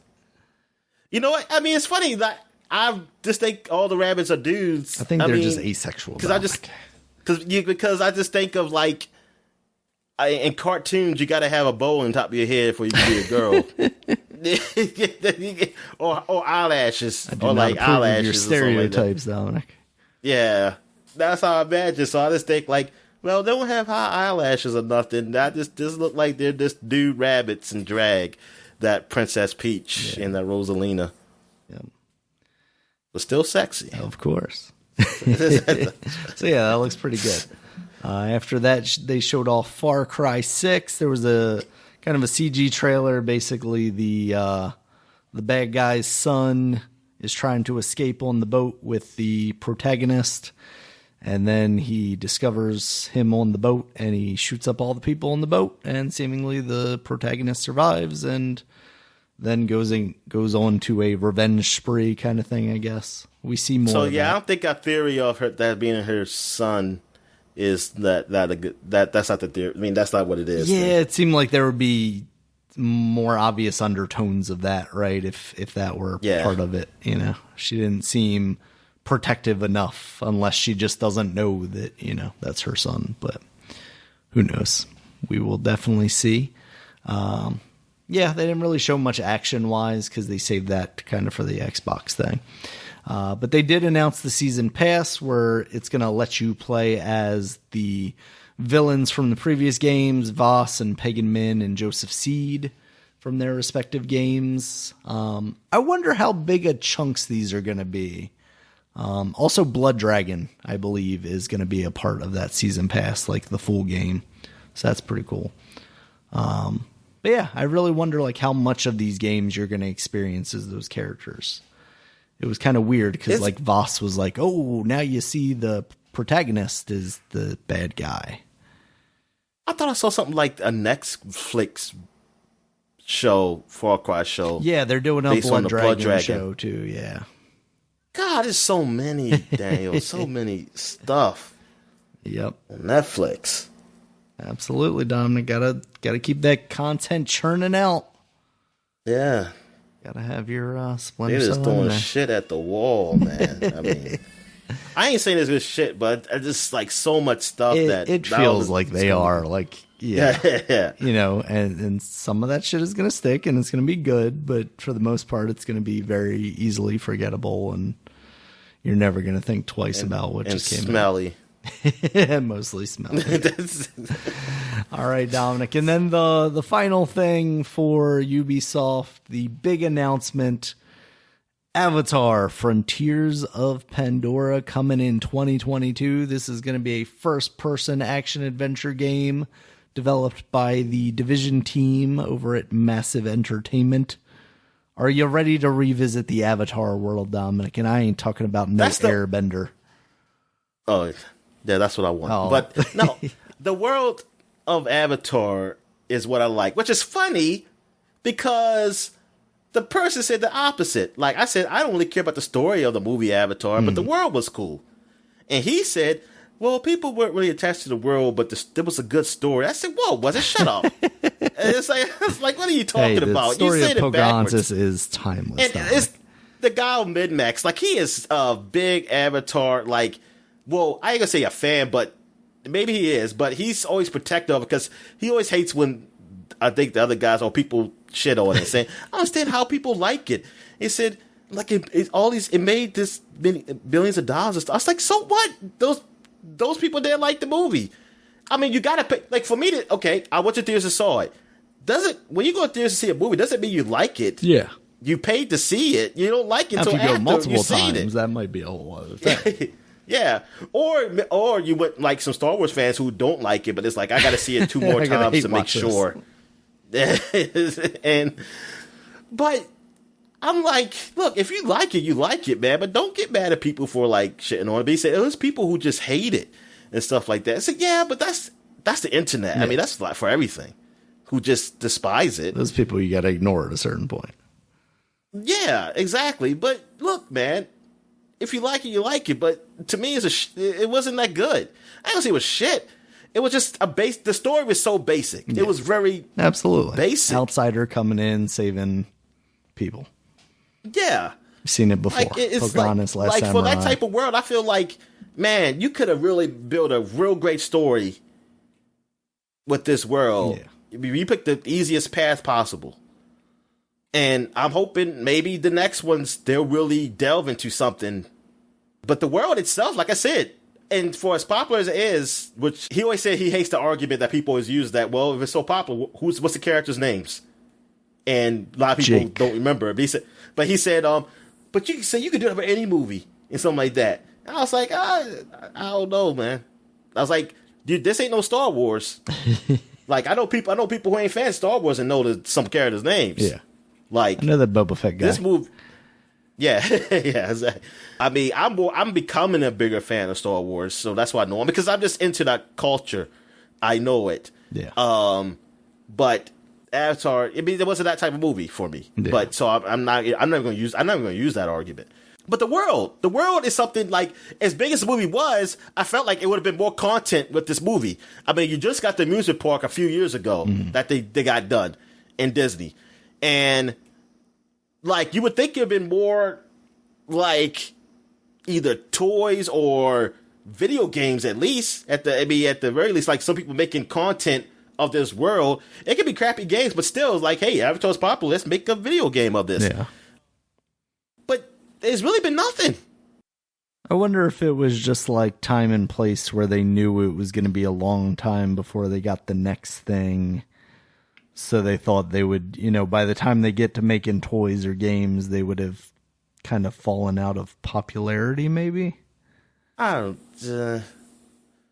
feel like that's not how people don't think of the long game. Yeah. That's not how this world works. You get the money while it's hot. What are you talking about? Well, that's what I mean. By the time they spin it up and realize, oh, this could be a cool thing to make stuff for, it would have been too late for them. I think they could have still did something. I think it's still there because people wouldn't give a damn about that theme park. There. I mean, I don't know what people do. Honestly, I feel like they don't. I feel like honestly, I'm very surprised by them actually doing that. But me too. It's just another theme park, and it's a cool environment. But I don't think anybody really has much affinity for it actually being the Avatar place. They're not going there like Harry Potter world where they're like, I just want to experience the world of Pandora. Because Harry Potter, you had the books, movies, you have content. Yeah, absolutely. Avatar, you just had the movie. Yep. That's it. One movie that kind of came and went. Yeah, even though a lot of people saw it, but a lot of people saw it in condensed time. You know what I mean? Yeah, absolutely. Like, yeah, it wasn't like, oh, people were watching it for years and years. No, they watched it. It was popular for that time. Of that condensed time, a whole bunch of people were into it, and then, like you said, moving on. And yeah, I'm like you said, I was surprised that they made that theme park choice. But then I was thinking like, well, I don't really talk to people who's into this stuff, so it could be maybe there is a big thing of Avatar lovers, and they're probably like, oh my god, this is my dream, it's happened. I didn't kill myself. At least I thank God I didn't kill myself back then. That's what I kept hearing about people committing suicide because they couldn't go to Pandora. They held off, and now they got their Pandora. But anyway, the game, I'm interested in it because, like I said, a game in that world. Just don't get all mushy with me. That's all I care. Don't give me about like love the animals and blah blah blah. Don't connect your braid with more animals, please. Well, no, I don't mind connecting the braid stuff. You can get the sex stuff and things like that. And not with the other animals. I can have some braid orgies. Oh, you see. Don't connect it to your dragon anymore, please. Oh, but it's not. I don't think it's sexual at that point. Oh, okay. Maybe it's like a different kind of twist you gotta do. Maybe, but that it very much feels like, okay, here's my flaccid penis, Dominic. Don't take offense to this. It's not sexual. It's just how we shake hands now. Yeah, exactly. Is that it for Ubisoft Forward? Yeah, I think that's pretty much it. After that was the Devolver Digital show. Did you watch this one? Because it was more entertainment than games, I feel like. I kind of fast forward just to see the games. Because, I mean, not that I didn't. I mean, they usually are funny. I just wasn't in that mood. Yeah. To watch it. It was entertaining, but it's very much, the same kind of shtick that they've been doing. Maybe not quite as much kind of gross out stuff with like people bleeding and heads exploding and stuff. But yeah, it was fine. They kicked that off with Shadow Warrior 3, a pretty long gameplay trailer of that. That's coming out this year. Yeah, I did see that. It very much feels like Doom to me, and how quickly paced it is, and how many it does. enemies they're fighting, and they've got the grappling hook now, which kind of Doom had just done as well. So, not to say it's not doing its own thing, it still very much feels like one of those Shadow Warrior games, one of those recent ones, but it looks very cool. It definitely looks neat. After that, they showed off Trek to Yami, which is a side-scrolling black and white game set in like a samurai era. That's coming out next year. That looks really cool. Devolver has. It reminds me of that other samurai summon game that I played in last year's Idea Xbox. Is that game even out now? I gotta look it up. Yeah, I wonder which one that was. I forgot what it was called, but yeah. So that looks neat.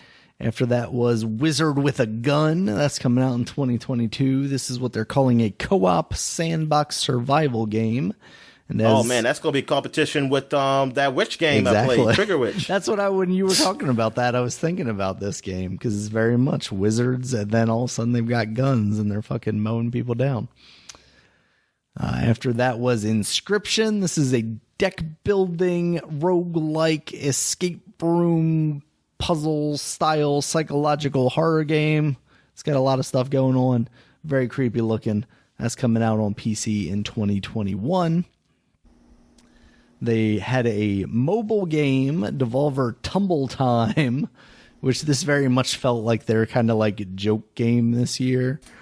That is going to be a physics-based puzzle game. It reminds me of one of those where it's just like a board and there's just a jumble of things, and then you kind of run your finger over them to make connections of like things. Like it's kind of how like that Pokemon one was that I said was terrible. So hopefully it's better than that. It very much feels like a jokey thing though, because like even on their page, their advertising is like, oh, hey, you're going to play some of this game, and then there are going to be some entertaining ads in it, and then you're going to play some more of this game. It's like, okay. I'm hoping those ads are like not actual ads, but Devolver Digital funny stuff. And then after that, the final one they showed off was Demon Throttle. This is like, it looks like a Game Boy Color game almost, like that style of retro. It's a top-down shooter. It's co-op. There are 2 players. And this is going to be a physical exclusive for the Nintendo Switch, Dominic. You can order it through Special Reserve, but this is not going to be a game that's coming on the eShop, which is kind of weird. Huh. Especially for a game that seems like maybe kind of a smaller thing, but it looks neat. Yeah. So yeah, and that's coming out next year, 2022. So that was kind of the Devolver show. They had I wonder why they did that. Why?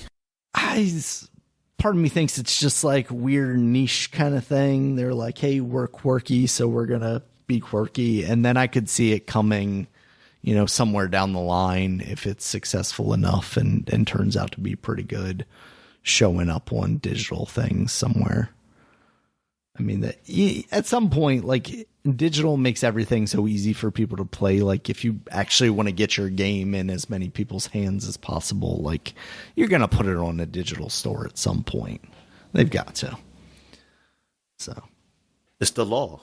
It's the law. Yeah, so that was their show. It was a quick, like, 30 or 45-minute thing. So with all the actual, like, skits and entertainment-y stuff in between, it was really kind of a quick-paced thing as far as games go. After that, Dominic, we get into the Microsoft and Bethesda showcase that kicked off with Starfield. We finally know when that's coming out, and I stupidly did not write it on here, but I think it's November of next year. Yeah, it is November next year. November, I'm going to guess 7. It's November a 7th. Let's see.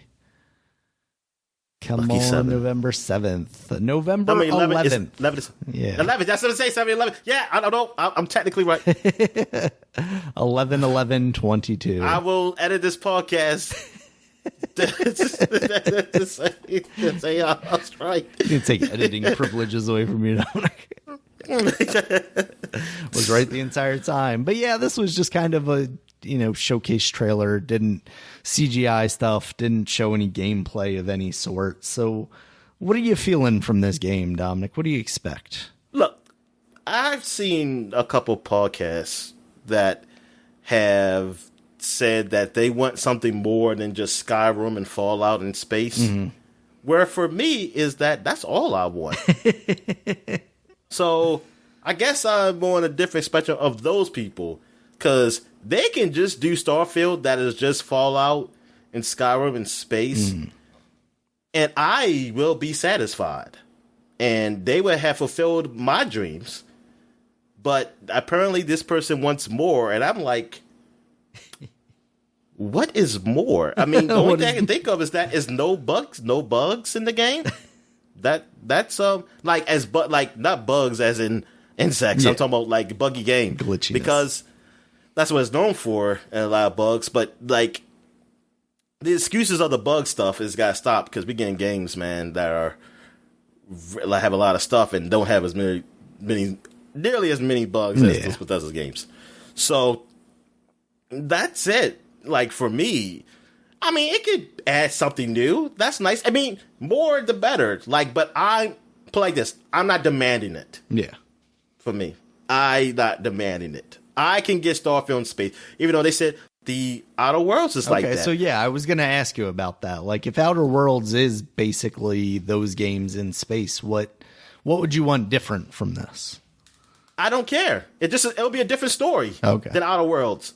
I don't mind more Outer Worlds then. Like that's the thing with me. I don't. But yeah, I mean, I know. But I'm saying, like, that's okay. Yeah. I mean, it could be. I don't know what specifically I want different. I mean, but if it's not different, I will. That's like, I will criticize it for that. It's like, it's not different, but I'm okay. Yeah. Yeah, like that. That's fine. But I'm trying to think of what something I want. Oh, well, here's what I want. Which Outer Worlds does have. Like, I want them to take this from Outer Worlds and other RPGs, is that the companionship. Like, you have a crew, or you have a partner, like a real partner, not someone like, hired hand. We can't be with each other anymore because I want to pick this other guy. No, they're gonna be on the ship or something, right? And like, I want something like almost like a small Star Trek crew. Basically, I want somebody who does things and like who I partner with, who I can talk to, kind of like the BioWare games, have choices and stuff, and things of that nature. I want love interest, like a real love interest, baby, man, woman, alien, Alien 2, and a pet. I want something like an alien pet. I would like a dog version of an alien, though, or something like that. And I want an R2D2. I want an R2D2 robot that just beep boop boop boop boop, and like I can understand it, like the beeps, even though it don't make sense how you understand that stuff. And I want C-3PO, like a pussy bot, and who's always scared of stuff and things of that nature. And then I want things like that. That's what I want. That's what I want. I mean, there's other things I can want to, but that's what I can think of right now. So it's character stuff. What else? You want a lot of character. Yeah, that's what I really want. Because the gameplay, I mean, gameplay for Fallout and Skyrim. Well, Fallout is I like the gameplay better than Skyrim's, but that's not the big part of the game. Like, I don't care because it's always the world and the characters that I only care about anyway. So that stuff can suck. So you say, "Oh, it sucks." I say, yeah, it does. It kind of does, but it doesn't matter to me. I just want to get to the part where we start conversations. Like, I don't hate it though. I never hate the battle system, but maybe they can make it better. Maybe they can make the fighting better. In this, where I will enjoy it. Maybe that's what the hope for is that the battle system is better. I don't mind it to still have VATs though. I wouldn't mind still having VATs in this world because I do like that. Yeah. Especially if they don't like improve the shooting gameplay anymore. Helps yeah, exactly. I mean, Outer Worlds still had that. Oh, that's that true. was really what Bethesda had. So they had that. Well, I forgot what it was called for their world. But yeah, I do want this. You can travel in your spaceship to another planet. You don't. I mean, you can choose to fast travel if you want to. If you travel yourself there, just like you do in the previous games. But I don't want it to be like, hey, pick this planet and load screen. Gotcha. Like the Outer Worlds does. I want it to be that I can fly, I can go to hyperspace, we go in, and we get there. Yeah, and I can do stuff on the ship too while we're in hyperspace. Like I can walk around as a boop-a-doo and do stuff. So, like I got to use the bathroom. And but yeah, things like that. And I also want some ship battles.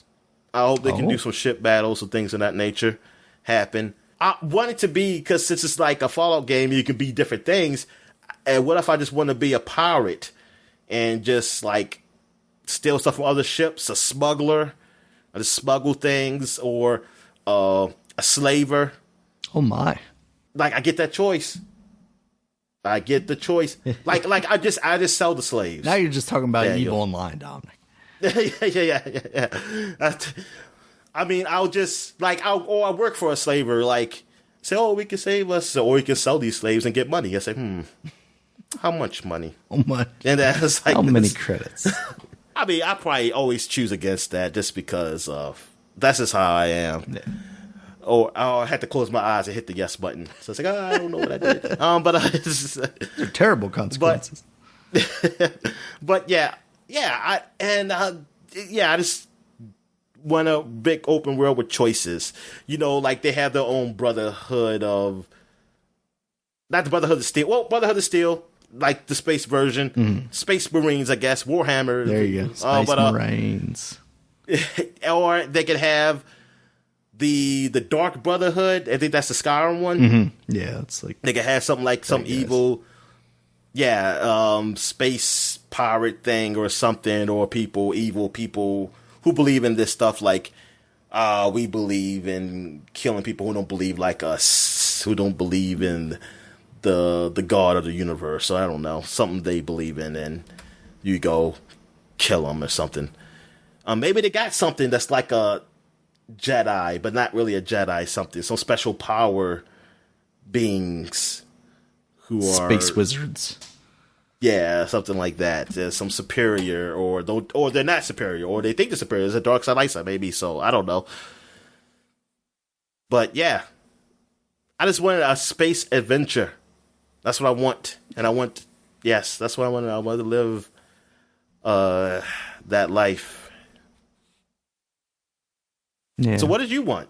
I mean, I think my expectations have always just been that is Fallout or Skyrim in space, basically. I could see it being a more kind of down to earth, ironically enough, kind of thing, instead of not so fantastical as Outer Worlds was. And I think more like space comedic styling stuff, a more serious take on it.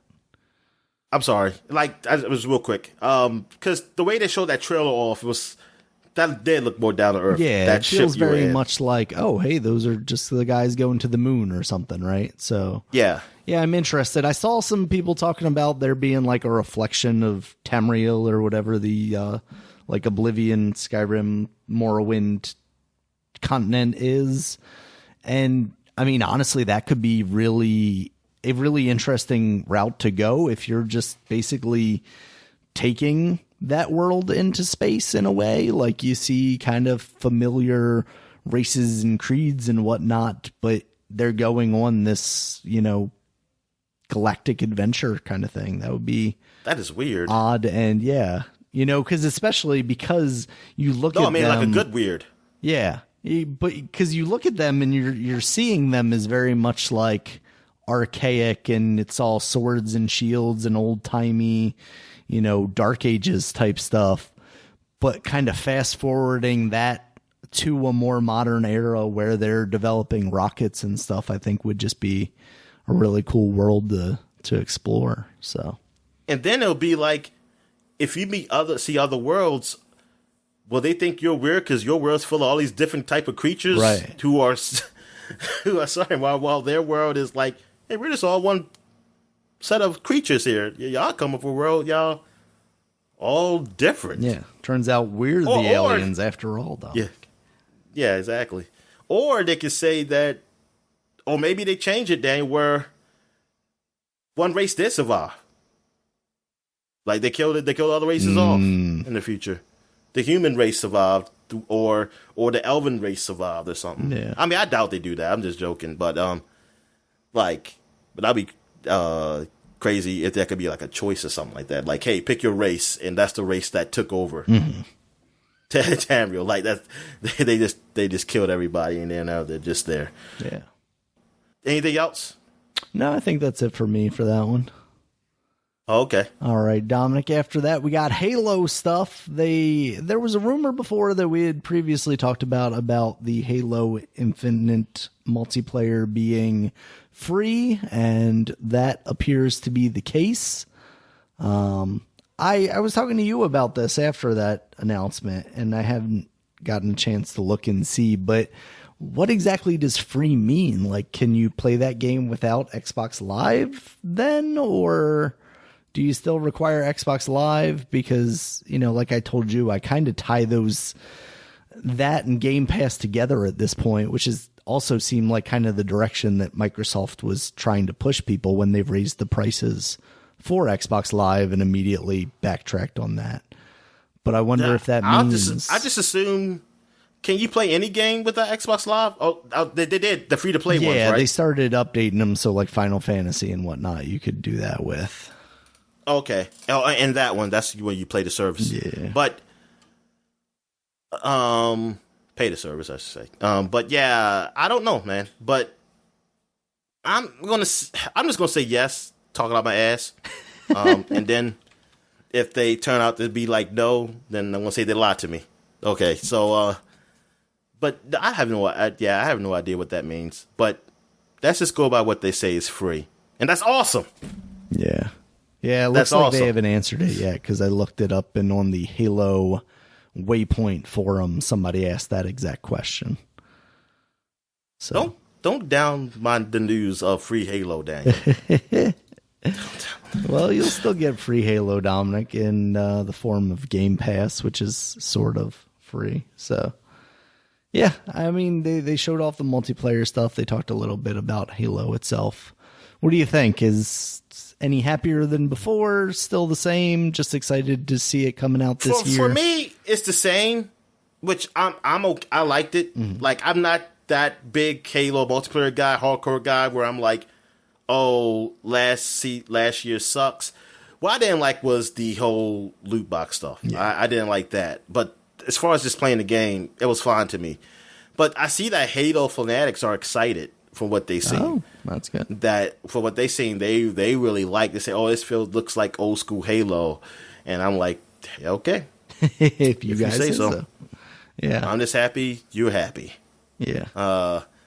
But yeah, I mean, it's cool. So I'm glad that those fans look like they're going back to the well, like what people love, which I think I kind of expected from what they've been doing with the Halo collection, the remastered collection, because what they've been doing there as far as updating, like that game, like that game is totally different from what it was when it initially released, and it's so much better. So I think they see how well people like and like to play, so they really know where to go from there. Yeah. So that's why I have high hopes for this game. Yeah. And I'm excited for the story of this game. Mm-hmm. I'm excited to see the Monkey Man. That'll be awesome. They should still have him in there. Absolutely. Should still have that one. Like, everybody could look better, but they better have still that face. That would be great, actually, if they just had one specific guy that's like, oh, yeah, that's Trevor over there. He's just messed up looking. Yeah, and that's coming holiday 2021. They didn't give a definitive date on that, and I was surprised by that. I guess, are they trying to wait till Call of Duty say what they're going to do? Or maybe, I don't know. Like, why? What's stopping them? Yeah, to having a date here. Are they apprehensive about actually being able to finish it by then? I can't help but wonder. Can't help but wonder, Dominic. It has been a year since it was supposed to release, so hopefully they're done by now, but I guess we'll find out. All right. After that, they talked a bit about games that are coming to Game Pass, but they had a wonderful trailer for Yakuza Like a Dragon and said, like, hey, this is on Game Pass now, so check it out. So that's pretty cool. And it had all of the funkiness in the trailer. Like, they hadn't really advertised it that way previously. Like, it's funny the dichotomy that you see with those Yakuza games, because a lot of times you see, like, the stern faces and the very, like, Yakuza straightness to it. But then you tell me about all the stuff like guys in diapers and things like that. And yeah, and it's in this trailer, so I'm guessing you're going to see those guys in diapers again. Yeah, you will. Might even be able to team up with one or something, Dominic. So. But this game seems like it's lighthearted in the main story, too, than more so other Yakuza games. Yeah, more so than those. Like, well, he definitely is the main character. So this game looks like it's gonna be a ton of fun. Yeah, I guess I can start playing it now since I finished Dragon Age. Yeah, nice. All right, we saw after that Somerville. This is a game coming from Jump Ship, which is a new studio created from the former CEO of Playdead. It looks very much like an Inside or a why do I always blank when I go to Inside, Dominic? What's the other one? Limbo. Thank you. Yes. It looks very much like one of those games, a stylized side-scrolling puzzle game. This one you appear to be playing as a family of 3, and you seem to just be kind of trying to survive an apocalypse or an alien invasion or something like that. The kid looks like he's a baby. Like, he's a very young kid anyway. Like, just maybe learn to walk or something. Yeah. And that, I can just imagine the deaths that will happen with that kid. It's going to be gory. It's going to be traumatizing, but a lot of fun. I mean, the funny thing about that is, like, we were kind of joking about that before the podcast, but now, like, thinking about it, in both of those games, in Limbo and in Inside, you're playing as what seems like a very young character, and those deaths are happening to them, so it actually wouldn't be out of the ordinary for that to possibly happen. That's true. Oh, that's rough. Just seeing somebody in diapers that kind of just like... But it'll be like stylized and in shadow or something, right? So you won't just see him like get his head chopped off. All right. But yeah, this game looks good. Yeah. It looks good. Yeah. It's very cool. That's coming out next year. Apparently, and we also just found out, like, I guess there was a falling out between the CEOs of... It seems like it, because, like, Jump Ship, like, it just sounds like he's throwing shade through his studio name. Yeah. So I hope whatever Playdead comes out with next is just as interesting as Limbo and Inside were. But yeah, it's a bit concerning there. There's definitely some drama happening there. So after that was Contraband. This is an open world smuggling game from the guys who made Just Cause. It has a very Just Cause vibe to it. What'd you think of that one? I don't remember it, Dan. I let me look it up real quick. So it was that. I mean, I remember the name. Huh?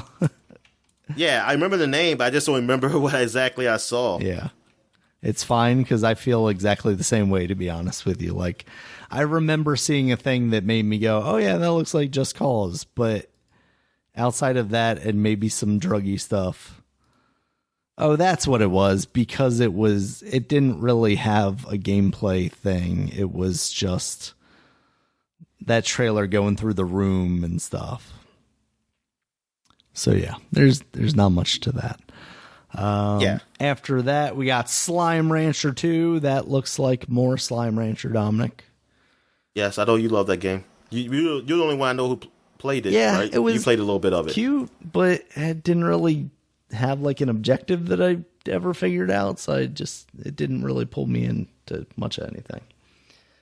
After that was Atomic Hearts, Dominic. This one just had a fucking crazy ass trailer, because the visuals and like the music that were playing just didn't line up at all. It seemed like they just kind of threw these things together, and it just seems like this weird, almost like Chernobyl-y kind of thing, or almost like the what's the one we were playing last year? That kind of vibe to it. Oh, the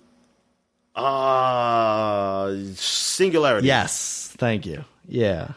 And I feel like this is a game we've talked about in the past, or I've read about for a while now, that I thought was a VR game for some reason. But yeah, it seems neat.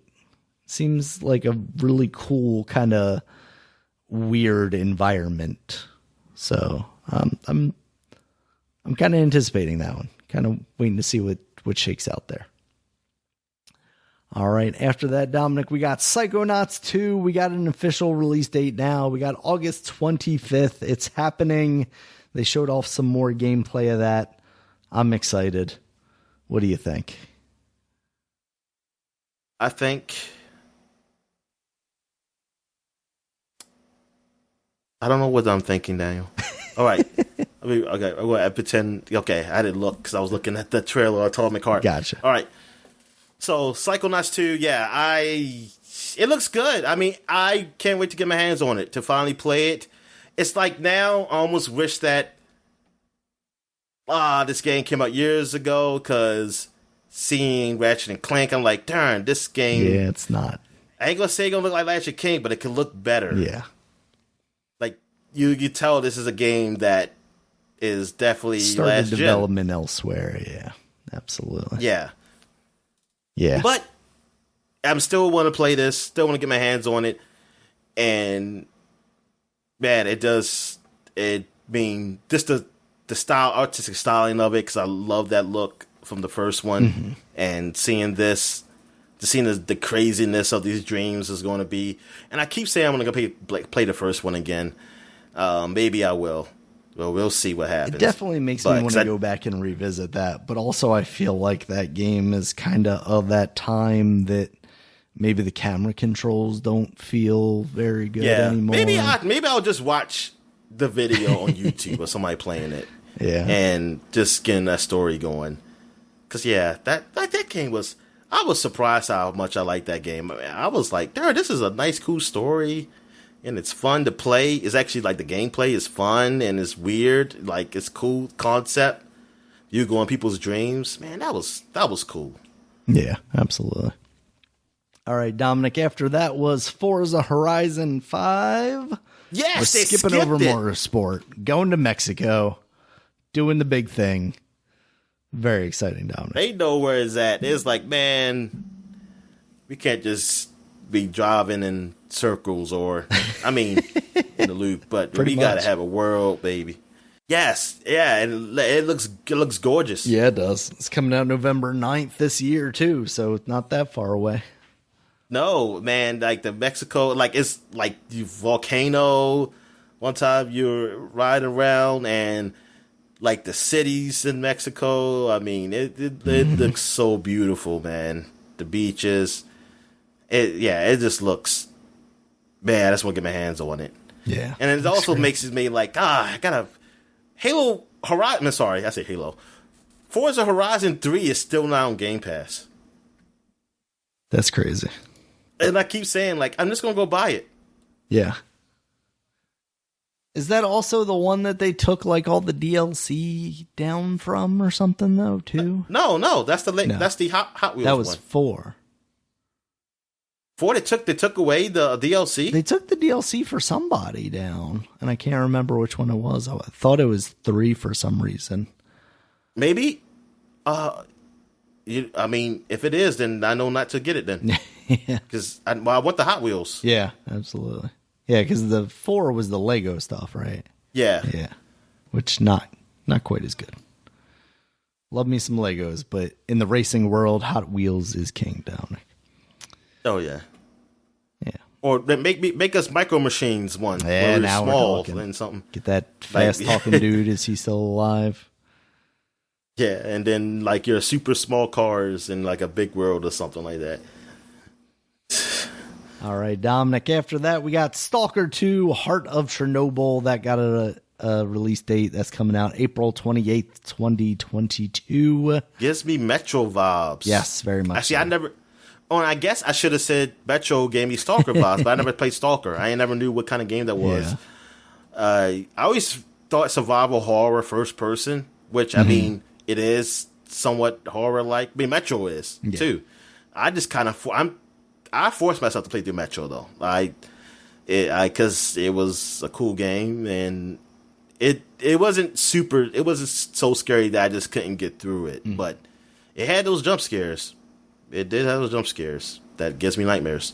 But Stalker looks like it could be even more sinister. Than that. But it looks good though. It looks good, and that was a good trailer. That was a good trailer they did with them, and like they're all speaking Russian too. They didn't do the whole Russian accent speaking English, which I don't mind. Yeah, but I mean, it does give it realism. Like some people like that. Though, if that's what the game is, it's kind of hard because I got to keep looking at the subtitles. I mean, the subtitles, but not really look at the game. Yeah. That's the problem.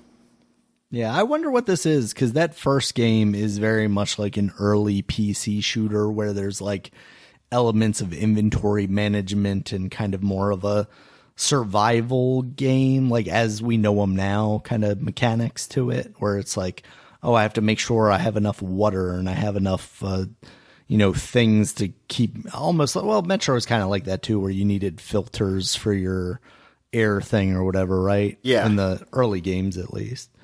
And this one like you did too. Yeah, oh, okay. Because even being in certain areas, it's too much radiation. In the last game, but it was more, you're above ground, so yeah. Like there were some parts that was just good that you didn't need it. Gotcha. But yeah, so I guess Metro really did take a lot from Stalker. Like that had to be inspired. Yeah. I mean, even though it's based off a book. But the gameplay mechanics had to be like some of what Stalker did. Yeah. I mean, that just kind of seemed like a trend. We won't talk about them really, but like during the PC show and some of the like future gaming shows, some of those ancillary shows, not from publishers, there were just like, it was a trend. Like there was either your co-op shooter kind of thing or your Chernobyl-like, which I think there was even a game called Chernobyl-like or something. Yeah, it's called Chernobyl Light. Yeah. Like L-I-T-E. Right. Yeah. There's actually called Chernobyl Light. It's like, that's going to be a genre. Exactly. That's is it a shooter, but you also have to manage your radiation level? All right, then. It's a Chernobyl Light. Well, I guess speaking of those kind of trends that we saw, Back 4 Blood, that got a little bit of a trailer there because they were announcing that when it comes out on October 12th, it is launching on Game Pass, Dominic. Yes. Praise Jesus. Yeah. So that means that opens me wallet up so I can probably test the waters on another game. Yeah. Probably that, the game we mentioned before, the Rainbow Six Extraction. That's what it is. There was that one. There was also that like space. What was the previous title of the Rainbow Six game? Quarantine. Yeah, that's right. Yeah. And then we all got tired of being in quarantine, so they were like, they do. Yep, they had to change. Do you think that's why they changed the name? 100%. Oh wow, 100%. Yeah. I guess that's That would be like if they were like, it's Rainbow Six Pandemic. Like, yeah, this is just not going to work in this world, Dominic. So, all right. After that one, Dominic, we had Shredder's It's a new snowboarding game, and this is it's not what I thought it much was. the opposite of Riders Republic. It is very bland looking and it really unfortunate is in like, a lot of ways. And hey, it's on Game Pass, so like that's the only reason I would try this. But looking at it, it must be the mechanics. The mechanics gotta feel something great because the look of it is, like you said, very bland. Yeah. I mean, it looks better than what it was on. Looks better than a PS2 snowboarding game or something, but it's like, darn, you can't even make it. I don't know, man. I mean, I guess realistically, yes, those places aren't very, like, no definition. It's just a bunch of snow, right? Yeah. You just snow, you do. But that's why you have to add loops. like colorful characters or grinding bars and stuff like in SSX that makes it a little cooler, right? And you better bring up some fonts or something like, or like words that pop up and say awesome, like this is great, like you 2,000 points, you did an ollie or something like that. Absolutely, give some texture, some excitement. Yeah, like I just want those things to pop up on the screen. Yeah. But yeah, this is didn't very really like do it surgical for me. And sterile. Yeah. Very much like and also when I think of shredders, I think of the shredder. So I was thinking like there's multiple shredders in this game. That would be pretty cool. Like Teenage Mutant Ninja Turtles snowboarding. Now we're talking. Or just go back to snowboard kids. Also, like the name Shredders to me implies like a stylized thing like that. I think even the logo kind of feels like that because doesn't it have like graffiti over like the word Shredder or something like that? But the game, I forget what it is. Very much was like just not that. It was just like here's somebody snowboarding very, very slowly. And maybe it is, and they just had a horrible trailer. Maybe I don't know. Yeah. Oh, not horrible. I shouldn't say it's boring. Yeah, it wasn't good.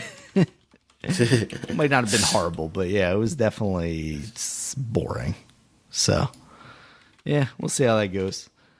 All right, Dominic, after that was Sea of Thieves. They're getting an update on June 22nd, and it is adding Jack Frickin' Sparrow of Pirates of the Caribbean with a relatively convincing Johnny Depp voice. Probably the same guy who did the Kingdom Hearts one. Probably. No, that was just Johnny Depp. They got him for that. Oh, they did? No, I don't think they did. No, they didn't. Yeah. So what do you think? It's got some story stuff here. It's kind of what we were looking for out of a Sea of Thieves update. Yeah. Yeah, it looks good. And I wish the update was going to say, like, hey, you have computer companions. You have some, that was the word I'm looking for, Daniel. The AI companions. Gotcha. That will be on the ship with you if you don't have people to play with. Help me bail out so that water that's getting in the bottom of this boat because I ran into a rock. Yeah, exactly. Like, I would not mind playing, the game without the Johnny Depp stuff, but I really want to try it out with that stuff. But if it's still, I had to partner with people, I don't have nobody to play a game like this. You don't have a lot of other people excited to play Sea of Thieves with you. Yeah, exactly. Like, I really wish there was some kind of single player component to the game that I could still enjoy myself. There at all? I believe there is, but then I have to talk to strangers. Yeah. And I'm afraid of them, Daniel. I mean, you should be. It's the internet. I'm scared they're going to say something. They will. They're going to trigger me. They're going to trigger me. They 100% will. All right, Dominic, after that was Far Cry 6. We mentioned that already as part of Ubisoft, but this actually showed some more gameplay, which was kind of a stark difference between the very serious tone that they showed at Ubisoft and then on here, it was just like guns blazing, tearing shit to the ground, setting stuff on fire. The actual gameplay you would kind of expect out of this, Yeah.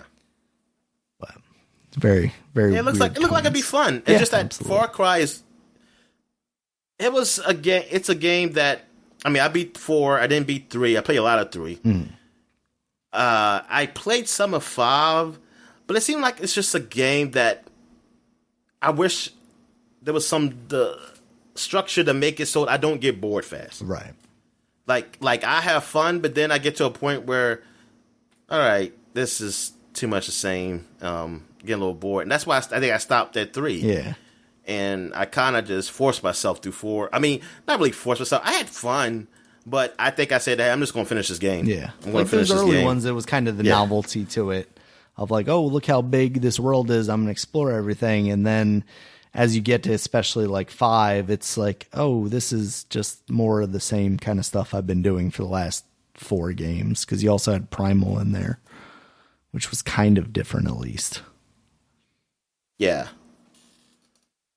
Yeah, which Primal I never tried. The one with 5 I never tried. Oh yeah, they did. Oh yeah, I forgot about that completely. Where you play as like the twins or whatever. Yeah, and the like post-apocalypse type stuff. Yeah, I'm trying to think. If there was another one. I think maybe there was only 2. Yeah, I think that was it. Besides like Blood Dragon and stuff like that. Yeah, yeah. All right, Dominic, after that, 12 minutes. So we've seen this game before. That's the one where you're like hanging out in the apartment with your partner, and then all of a sudden somebody busts in the door and you're like reliving the last 12 minutes, trying to make things better so your partner doesn't end up dead or in jail or whatever crazy circumstances. But, you know, it's going to have James McAvoy and Daisy Ridley as the voices, so that's cool. Got some serious Hollywood talent. That's coming out August 19th, so we'll see that relatively soon. After that was a trailer for The Outer Worlds 2, which showed absolutely nothing, but was pretty humorous. It kind of poked fun. It was a humorous one. Some of those other games. I know some people took it as that, like, hey, don't you hate when games, or like I forgot what you said, something like games do this, and things of that nature. It's like, yeah, but you're doing it. Yeah, there is an element of that all the time where it's like we're making fun of the thing that other games do while also doing that thing. Yeah, but I mean, I don't care. Like, did this really? I mean, like, but I will agree with somebody say, did they need to show this? Like, if they really had nothing, did they have to show? I guess they have to show that they're working on it. But. I mean, I guess just so people know, like, hey, it's coming, so at least I know it's there. Yeah. That's cool. So know it's there. Know that they're actually working on an RPG instead of just that. Well, they've got that other one that they're working on, but the Grounded. Just Grounded. But Grounded is. Did they talk about that at E3, or that was somewhere else where they mentioned it? I'm trying to think. I want to say it was at E3 that they had talked about that, or was it? Yeah, because I saw something where it's like a little bit, right? Like they showed you it was a new creature or something, wasn't there? Creature, yeah. And they said, "Oh, just look at it in arachnophobia mode." Oh, it still looks a little scary. Where was that at? That was at the E3. That must have been at this one. Because I don't. And why did you have it up here then? Because I think that game's trash. That's why I don't. No. Yeah, I think it must have been at this one. Yeah, the Xbox one, I had a lot of the stuff, but then I think I ended up running out of time before adding it, so I just kind of looked at websites to get some of the rest of it. It's called the Shroom and Doom update. That's what it was, yeah. Just get high on shrooms and then get attacked by spiders, Dominic. Like, I see a guy, like a dude with some look like a knight in shining armor. Well, like, I think he made it out of probably some bug shells or something. But yeah, this game, I mean, Grounded looks cool. Like, I see kids probably having fun. I mean, not adults too, but going in here, having fun in this gaming world, like, doing things. It's just that survival element is not a big thing for me. Yeah. But I was nice to see this arachnophobia, because I never looked at what arachnophobia mode looked like. So that's what they really do, just make it look like a blob. That's good for people that, can't deal with spiders. Yeah. I need to do something like that for Resident Evil.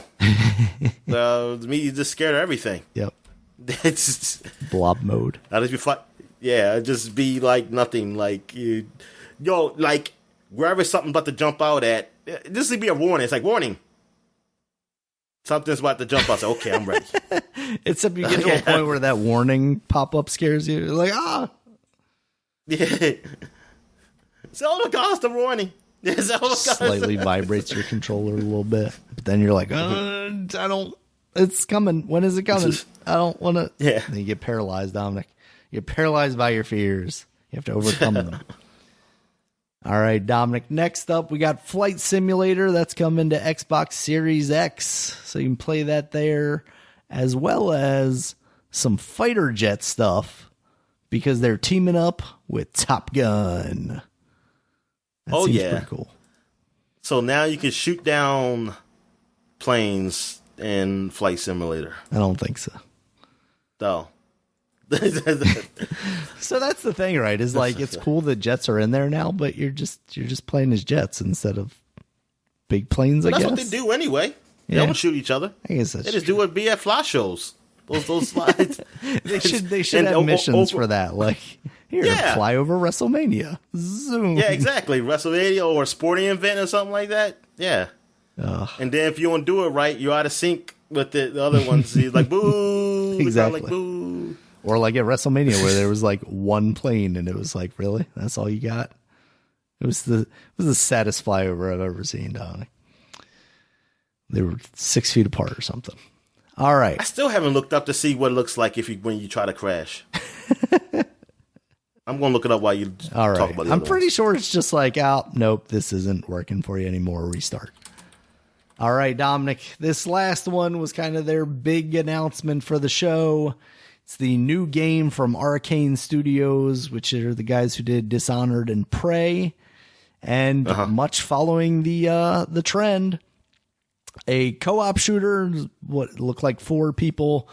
But this time you're fighting vampires. It's called Redfall. What'd you think?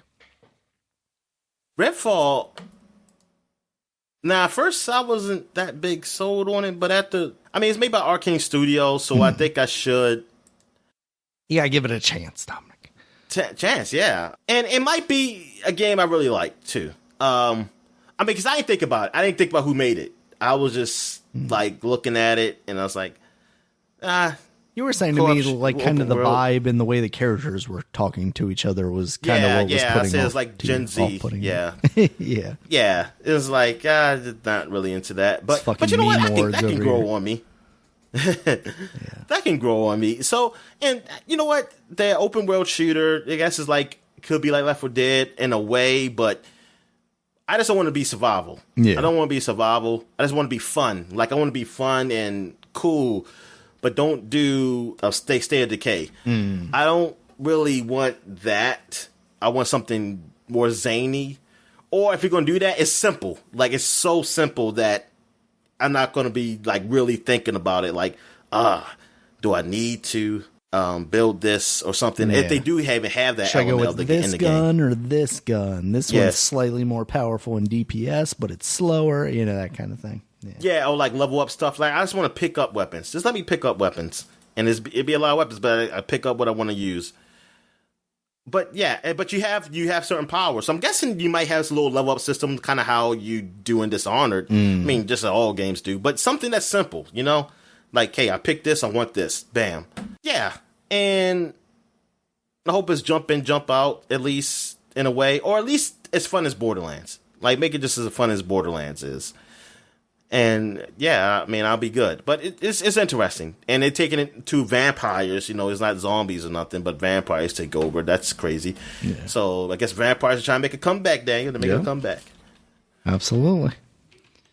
So yeah, that was kind of the close of the show after they kind of shut everything down. They were also like, we're making an Xbox mini fridge, because that's kind of been a joke for a while now, but they're doing it. I haven't seen a price or a release date on that thing, but it's happening, Dominic. So that's fun. All right. I found it, Daniel. Yes. Daniel, you can get right to the ground and then it'll just stop and say you crashed. You won't see a crash. Of course. Yeah. They can't let you do that, Dominic. Damn it. Daniel, I want to just crash. You want to see the airplane fly into millions of pieces. Yeah. I mean, nobody's in there and nobody's on the ground, really. I don't want to see people like fall burn out and something like that. I just want to see the what it is like crashing. What a plane look like crashing straight down to the ground. What would that look like? You gotta go to YouTube to watch those videos, Dominic. Nah, that's horrible. Yeah, you don't want to do that because then there are people involved. Yeah, exactly. Yeah, real rough. All right, Dominic, after that we had Square's presentation, which kicked off with a game that we didn't know was really happening. I think we talked a little bit about maybe there being rumors around this, but a Guardians of the Galaxy game, and they showed quite a bit of this game. Basically, like half of their entire presentation was about this game. And it's a big surprise. Yeah, it looks interesting. Like the character models are a little weird. They all kind of look a little bit off. I like Gamora's because it's more of the comic book style with kind of the yellow around the eyes and that look as opposed to the movie. Because you don't like black women, I understand. Yeah. Yes, that's what it is. I don't like the look of Zoe Saldana. Absolutely. Yeah.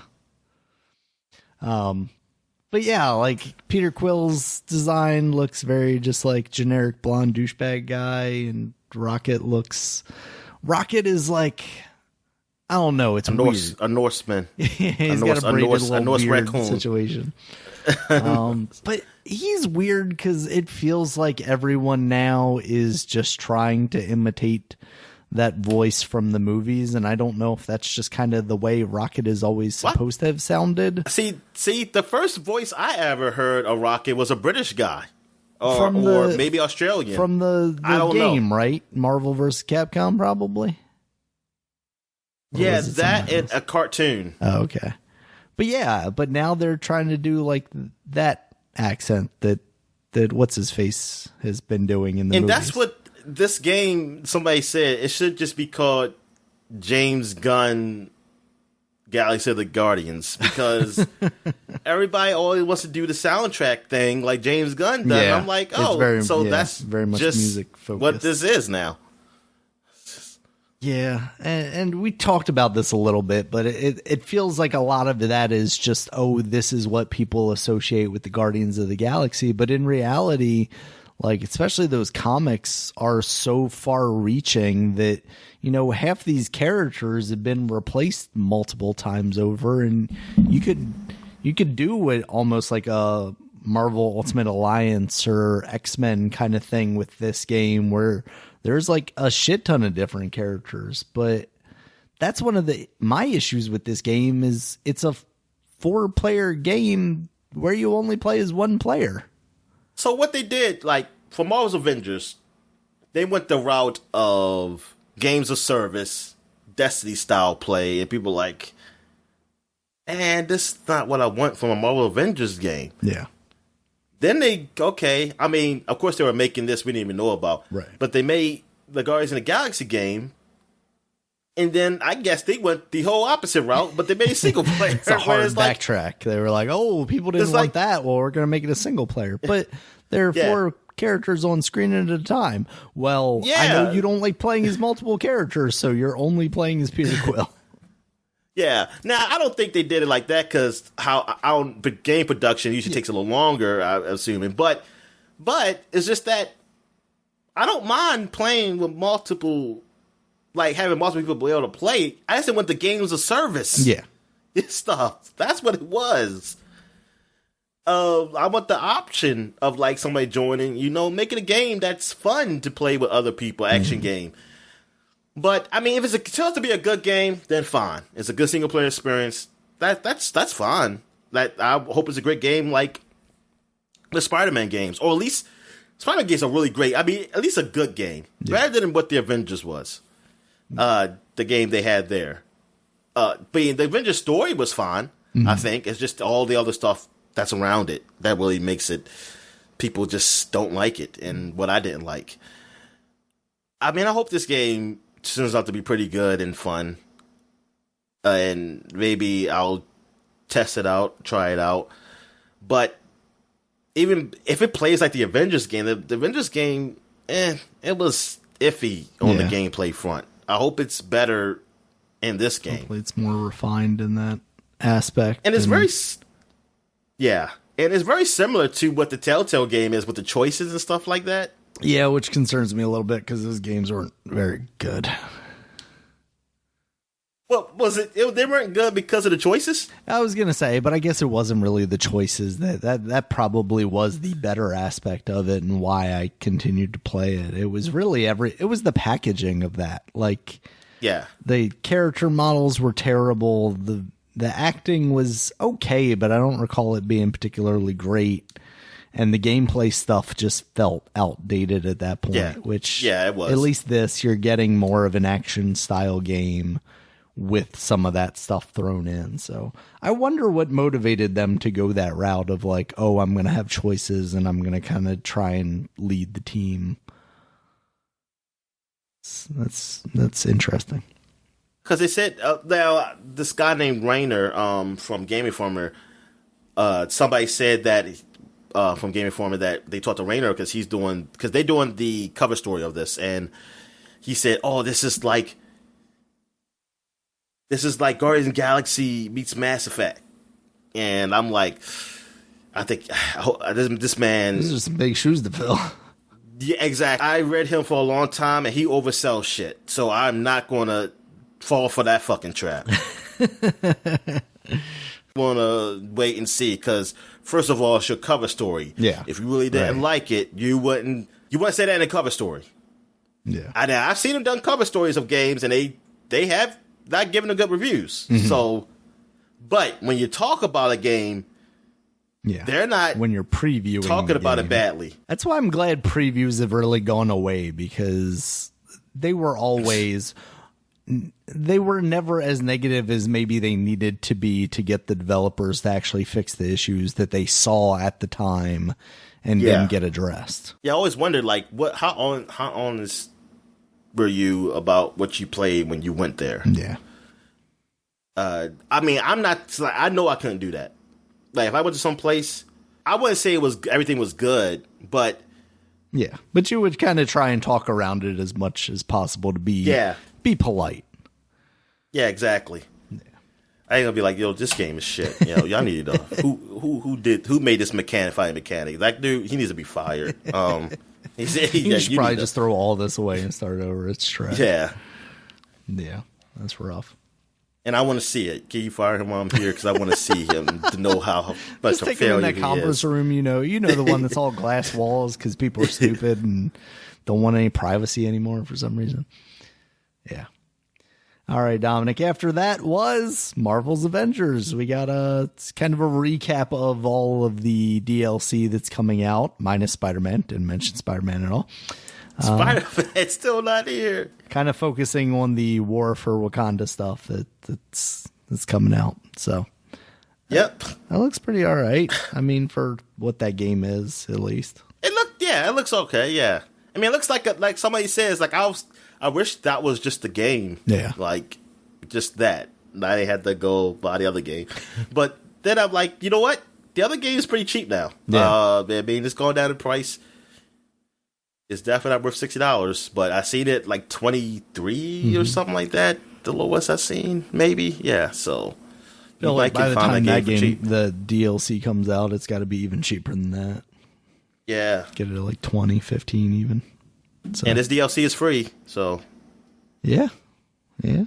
And I think the biggest thing about it is, like, it seems like things are actually taking place in Wakanda, so maybe you'll have a different environment, hopefully even different enemies since that. Yeah, that's what it looked like about for what they were fighting, was different enemies. So hopefully that... But it's going to be the same of all those different enemies. But at least it's something different. Yeah. They ain't robots. They ain't going to be like the traditional robots. Yeah. All right, after that, we got Life is Strange, True Colors, Dominic. They kind of explain, like, the aura and how you, like, emotionally connect with people and her superpowers. So that looks exciting. I'm glad to see more of Life is Strange. I like Life is Strange, but it's funny when I hear people talk and how... Look, you're still talking from your perspective, and that's what I understand. But when I hear somebody talk about this game... the girl who likes this game, the woman who liked this game, I should say. Mm-hmm. she was saying how she loves like Shade because it's real. It's like everybody can, something you can relate to and feel like real people you see. And I was like, not for me. These are not people in my immediate community. Thank you. Yeah. I was like, this is definitely probably for you. Yeah. Like your community, especially y'all West Coast white hippies. Yeah. Yeah. But definitely has a Pacific Northwest and like this one a more like Colorado-esque vibe to it. Like in like a middle class type of environment. I'm like, man, I don't know nothing like these people. These are people I see on TV. Right. And what I see through YouTube, like talk about video people like y'all talk about video games. Yeah. Those people I see, that's how I know about people like them. They're not, yeah. Listen. I like the games, and it's cool. Like I know it from like the story standpoint and things of that nature. It's like, yeah, that's cool, but nah, this ain't that. Like it's not that go that far for me. But that's good for you though, that you get to see a game that does that. Right. That's representation for you guys. Yeah, exactly. And I mean, and I still enjoy it. I mean, I still enjoyed the last one, even though I can relate to situations. Yeah, there are definitely some instances that are a little more universal, but the thing is, like, it's not even like the race thing necessarily. It's like, even as a white person, like, these aren't people that I'm necessarily interacting with when I was younger, you know, just I wasn't even going that far with the race, Daniel. Because I'm sure, I think I saw some black dude there. Yeah. I was just talking about the environment. Oh, like you're saying now. This environment is not where I'm in. I'm not in that type of space. Yeah, I wasn't even talking about the race. Sorry to make it about race, Dominic. Yeah, you see, you made it about race this time. That wasn't the point. Yeah, like, oh, it's white people. Nah. It's just, like, it's just the whole thing. Like, I don't really see those type of people around. Yeah. A lot. I don't know if they even call still hipsters anymore. I don't know what you call them, but you don't put labels on people. But you know what I'm talking about. I don't really see that unless I go out to certain areas. I'll see them out. Jeans, expensive denim. Yeah, things like and that. wearing a wool hat even when it's not cold. Yeah, I don't see that a lot. I see that sometimes. Like, but they're not in my really neighborhood. Yeah. Or even when I go to work or something. But every now and then I might go to a movie theater. I might see them because people come from different places. Yeah, that's true. So that's basically it. All right. So what else we got, man? All right. After that, we got Hitman Sniper: The Shadows. This is a new Hitman Sniper game, which are the mobile games. So, yeah, mobile sniper. All right, after that was Babylon's Fall. This is that Platinum game that we've been talking about. Was that also on Keely's thing? I feel like we discussed this relatively recently. I felt like... Or maybe it was just you and I talking about it after the streams. We did not talk about this. Oh, okay. This is the new... Yeah. And people are disappointed when they saw the game of service part of this game. This is the Platinum Games... And it looks like a Platinum Games type of game. And it's multiplayer. Absolutely. But then the person at the end of the game who's working on the game talks about it. He said, this is a game of service. And that was a turnoff for me. And apparently a lot of other people. And they were like, oh, games of service. Oh, what the hell? I mean, it still might be a good game. Making a games of service game, I'm not going to call it that. I feel like that's tainted at this point. Yes, and that's the thing. Is the games doesn't mean it's gonna be back. That's what some people said. Like I was listening to a podcast. They said, "Yeah, people are upset, but because that's tainted, but it doesn't mean it's gonna be a bad game." But I was like, like someone said, when I hear games of service, I think of a game that doesn't have an end. Yeah, and I want to have it. Platinum Games, I want an end. Like I want an ending. Mm-hmm. Like you want to beat it. So, and that's what I think of. That's what I think of game of service games too. It's like there isn't a true ending. Like, you just keep playing. Yeah. And some games, I'm okay with that. But when you think of Platinum Games, I just think of, like, Bayonetta and them. I'm thinking, like, hey, I play it, get real good, and then, bam, I'm done. Yeah. So, but now with Avengers, they do have a story mode with that one. So, there is an ending to that story. So, that works. But see, that's the thing. We don't know what this means. Yeah. So that's why. I mean, it still could be a fun game, but it is a turn off for me though, just because of a history of game of service. Maybe this will be a good one, but we'll see. Yeah, what's turning me off watching this game, as far as like games for service thing, and I bring this up all the time, is like the way you interact with enemies, and kind of a lot of times games for service games, you find yourself matching up with like sponges, basically like damage sponges, and to me, like that's not a platinum game. Like platinum games, you like get these guys into combos and stun lock them and stuff like that. They don't basically no sell your attacks, and I'm already seeing that in this trailer. So yeah, it's no thank you. Basically. Yeah. After that was a brief mention of Final Fantasy remasters. They're doing 1 through 6 on PC, and on the docs here, I have remasters in quotes because I've seen some people, they didn't show anything for them. Like there's no video or anything like that. I thought this was going to be like an Octopath Traveler type remaster. Like they were actually putting some work into them, but it sounds like it's basically just like up-res versions of those games. But I saw some people comparing, there were sprites at the end to sprites from like previous versions of the game, and basically saying like they look worse. And that's not entirely surprising because there's definitely been some issues with like those phone ports of these games and stuff like that. But yeah, I just don't understand why Square's doing stuff like this nowadays. Like, just, hey, remaster them, but didn't give you the choice like, hey, you can play the original one or something like that. Or just put those out. Make them easily accessible, which I think at this point they have been, right? But I know, early on it was like, oh, well, we only got, 6 in America, and that was 3 to us and whatnot. And you remember they were just on certain the PC and the phones, and then they finally took years later, they put it on the consoles. Exactly. It was just so weird how they put them out too.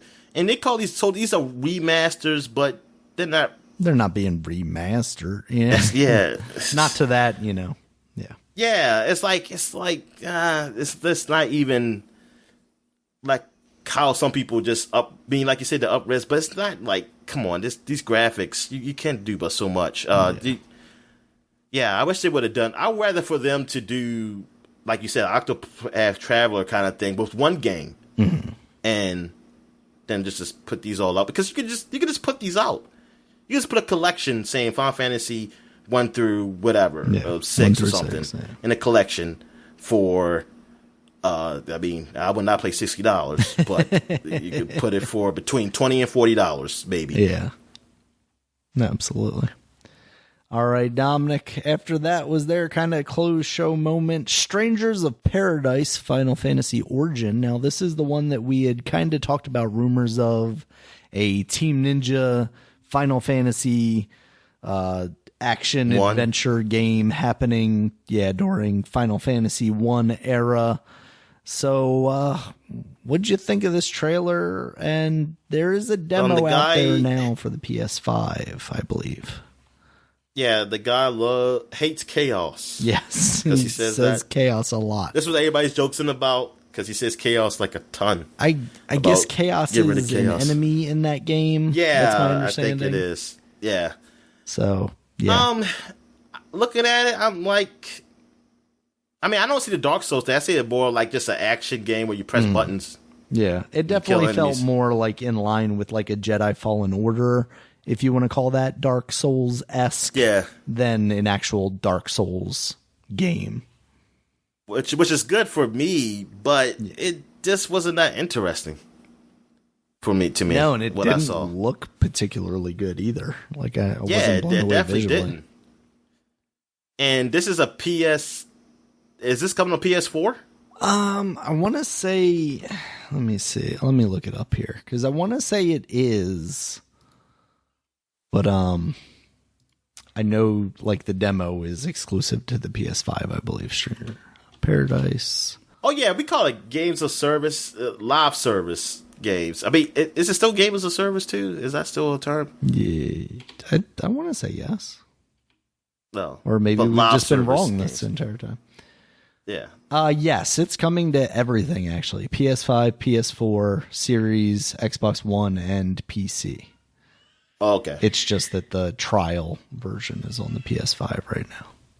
So, I mean, maybe that explains some of the graphics a little bit, but even then, like, if you're showing off a trailer, don't you want to show off your best and brightest? Yeah. I think just maybe the character design too, like especially the main character, he just looks bland as hell for a Final Fantasy world, you know? He's got a shaved head. You don't see that in Final Fantasy very often. No. For a main character. Where's that spiky shit at? So, yeah, I guess we'll see how that turns out. So, this show, the only things I really saw interesting was, of course, the Guardians of the Galaxy. Yeah, because that was brand new. We didn't know about that. Yeah. Life is Strange, True Colors. Everything else was, for me. Yeah. Nothing really. Because even Babylon Falls, I mean, it didn't look, I wasn't sold by the look of this game, but other people were. Other people did. They just didn't like, when they saw live service, they were like, oh, I don't know about this. Yeah. But I wasn't really sold when I was just looking at it. I was like, I mean, it could be fun to play, but maybe that's what it is. People just like platinum games, so they know, like, hey, the feel for this would be great. It's whatever. But yeah, those are the only things I was interested from this show. What about you? The Guardian stuff, since it was such a big surprise, but watching it kind of put me off. Like, I'm apprehensive about that. We'll see how that goes. I mean, yeah, I am too, because I actually did play Avengers, the game. Well, you played it too. You played the demo. Yeah. Well, but I actually played through, like, a lot of the main game, so that's the only reason. Like, if the Avengers game never happened, I'll be excited for this game. Yeah. I'll be very excited for this game. Or the Avengers games was not maybe a live service game. I don't know. But gameplay-wise, it was iffy. It wasn't great. Yeah. I'm just hoping that things change with this game. Maybe they learn from their mistakes. Or, maybe they learn from their mistakes. Maybe they fixed it up. Yeah. And I didn't mention it because I didn't write it down, but it's coming out October 26th, so it's this year and pretty soon. Yeah, how to keep this tight-lipped? That's what I want to know. Yeah.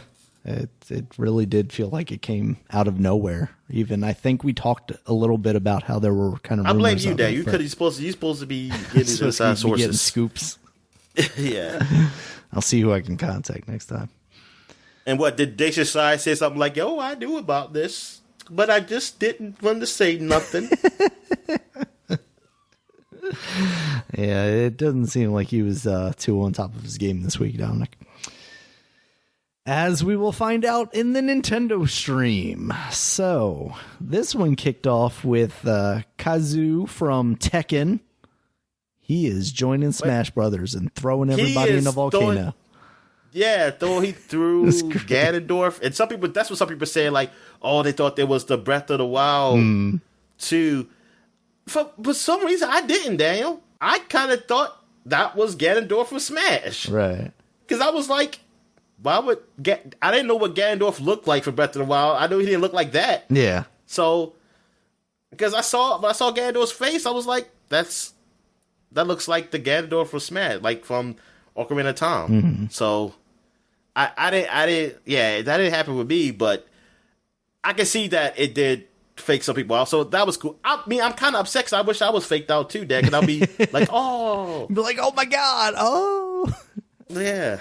Yeah, I missed that too, because I think when I came into it, I had actually opened it earlier just to see where it was at, because I set up like the reminder on YouTube, and it was still just like, just that splash screen that tells you the game's coming up. So when I went to lunch, and it was actually time for it, I opened it back up, and it was still just sitting there, and I was like, I guess they didn't start yet. That's weird. Why wouldn't they start on time? It's a recorded video. And then I realized that I was like back further in the video and I wasn't live anymore. So when I fast forwarded, it took me to the part where they were showing off the different kind of moves he was doing and stuff like that. Oh, okay. So you fast forward a bit. And then when I came back to it later, I was like, oh, this is fun. But I knew it was for him already. See, because, I was watching it live. I watched it recorded, but it was already set up nicely to watch the recording instead of going through all that stuff in the beginning, you know, like the countdown. Yeah, seeing is Kazoo. I was a little disappointed because it's like, I don't want no other fighting character because it's just not the. But my friend said, listen, at this point, he just happy it's not a guy with a sword. So I'm just happy it's not another Fire Emblem character specifically. Yeah, like he said, I'm just happy it's not a guy with a sword. So I got to take this. And he was like, you got to take it anyway because you bought the DLC. But I was like, yeah, this is, because he's not big on Sephiroth. Because he's like, it's a guy with a sword. If they didn't give him those other damn Fire Emblem guys, he wouldn't care. Like, he wouldn't mind Sephiroth, probably. I'm at the point where, I definitely don't care about buying Season 2 Pass. I'm just going to buy individual characters, Sephiroth, and I think that's it. Yeah. I mean, I don't really care about the yo-yo girl, Arms girl. Yeah. I mean, it'll be cool to have her, but I don't want to pay for it individually. Mm-hmm. There's one more. Is there one more after this, right? I think that was, I want to say yes. I think that was the best part of the volcano bit, though, besides Kirby, was the Arms girl getting thrown into the thing. Oh, yeah. He kicked her arm getting stuck around his leg, so he just kicks her off. Yeah, the Kirby thing was funny. That was funny with the Kirby. Yeah. Floating away. But that's how the people always say, like, oh, he makes Kirby's, like, the best because he made the Kirby games, the early Kirby games, and Kirby's the best, like, the strongest fighter. No power like Kirby's powers. All right, Dominic. After that was Life is Strange. Now, they teased this with like a nice little cartoon 2D animation of the characters from the original game being joined by the game. I did too. And then they went into the games, and I was like, oh, this is kind of disappointing that these games are just coming to the Switch because that looks so cool. I definitely saw some people on Twitter like make a Life is Strange game in this, style. Yeah. Love that. All right, Dominic. After that, this is when things started to get a little hairy for me, Dominic. They said Guardians of the Galaxy. I wasn't really watching it. I had it in my car listening to it because I was driving to get food because I was on lunch. So I'm like, oh, they're bringing the Guardians of the Galaxy to the Switch. How could they possibly do that? Like, it must be that they're going to announce a new Switch. I was like, okay. Yeah. And then there was another game later that they announced for this Dragon Ball Z Kakarot, plus a new Power Awakens set, which is coming out September 24th. But I'm like, oh, they're getting like games from last generation now. They must have a more powerful Switch that can run them now, right? And then I came to find out by the end of the show that there was no new Switch announced, spoilers, and that the Guardians of the Galaxy was a cloud edition, which makes a lot more sense now. And I guess Kakarot, it probably is just going to play like trash. I don't know. Kakarot ain't that powerful. It's not, but also I wouldn't be surprised if it ends up running a little rough. Yeah, maybe it's not optimized. It is. It's a big world, right? I mean, or at least it's an open world. I don't know how big it is. I mean, it was just probably a pop-up. Yeah. Pop-ups probably just happen. So, yeah, they showed that. After that, they showed off Worms Rumble for a little bit. They also showed off... Yeah, Worms, that's cool to play in a handheld. Yeah.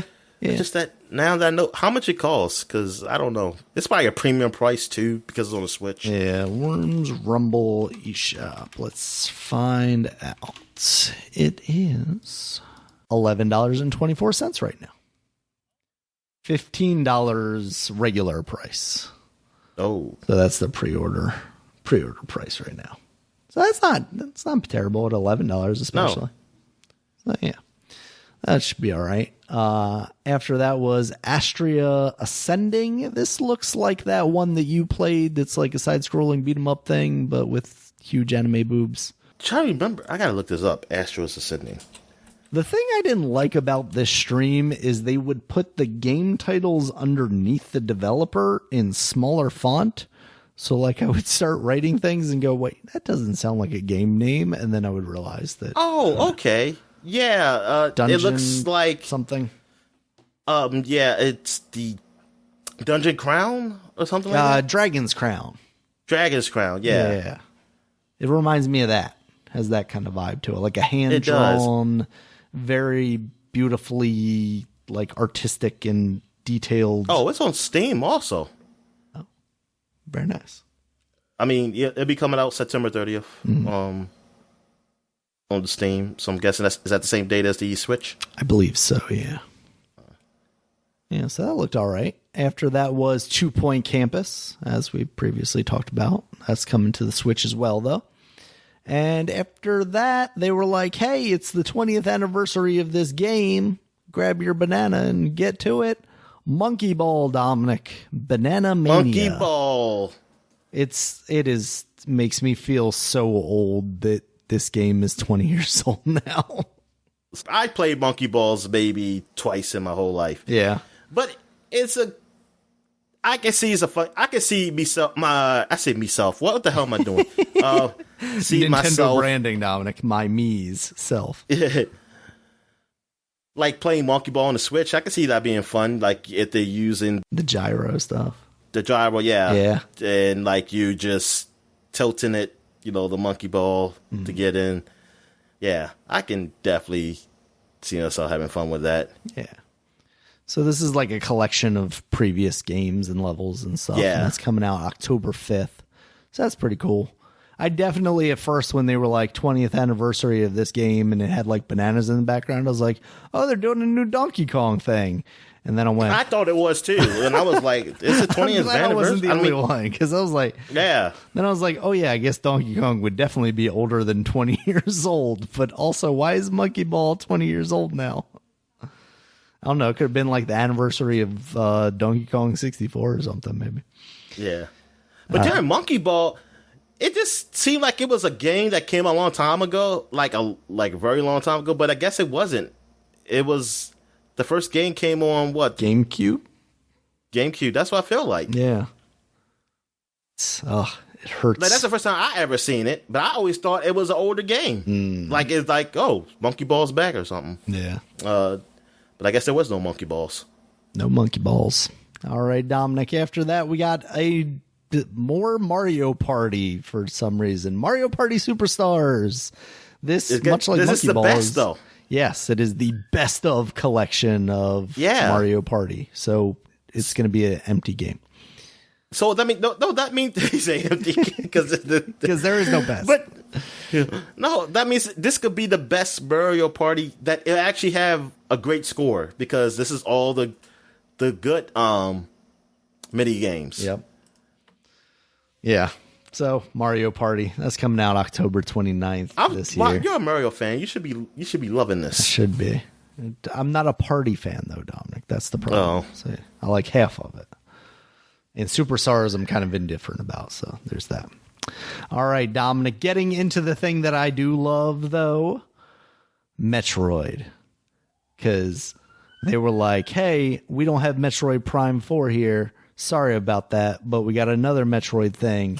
And then it said Metroid, and then it said 5. Other M2. Oh. You know what? I'll still stick by, like, I don't think Other M is that bad a game, but I also haven't played a shit ton of that game. But also, I like the concept of, like, it being 3D, but also kind of 2D, but also 3D. Yeah. So whatever. Yeah. So Metroid 5, which means like mainline Metroid here. Super Metroid was 3, Fusion was 4, and then they've revealed Dread, which I don't know if you know anything about this, Dominic, but during like the DS time, there were rumors that Metroid Dread was a game that was coming out, and I was very excited at that time that there was going to be a new 2D Metroid game, and that never happened. So when Dread came up on the screen, I was like, holy shit, they're doing it. That thing has been real all this time. It's incredible. And it took me back. Now. Yeah, Metroid versus Judge Dredd. I was like, yeah, exactly. I didn't see this. So yes, this is a new 2D Metroid game in the style of the remaster or remake rather of 2 made by Mercury Steam. Mercury I think it's Mercury Steam. The team that developed that. So it's 3D models in a 2D plane that you're playing on. Obviously looks better than that previous game because that was on the 3DS, which I'm happy about. Also, I won't have to worry about like touchscreen stuff, which I wasn't super into in that game. So I'm happy. Well, I mean, it still has a touchscreen on the Switch, but I don't expect them to really do much with it in the same way that they did with the 3DS. As far as like switching powers and doing stuff like that.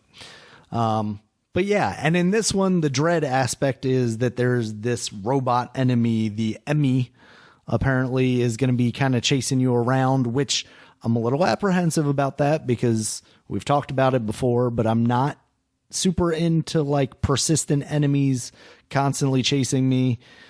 But as long as this is kind of in the same fashion as the enemy in Fusion, the SR-88 or whatever it was, I can't remember, the X something, whatever that enemy inhabiting your suit was in that game, where it's like points in the story, it'll come up and it'll chase you for a little bit and you can't fight it because you're not powerful enough. As long as they do that kind of thing and not just like the entire game I'm trying to outrun this thing, then I am perfectly happy with that.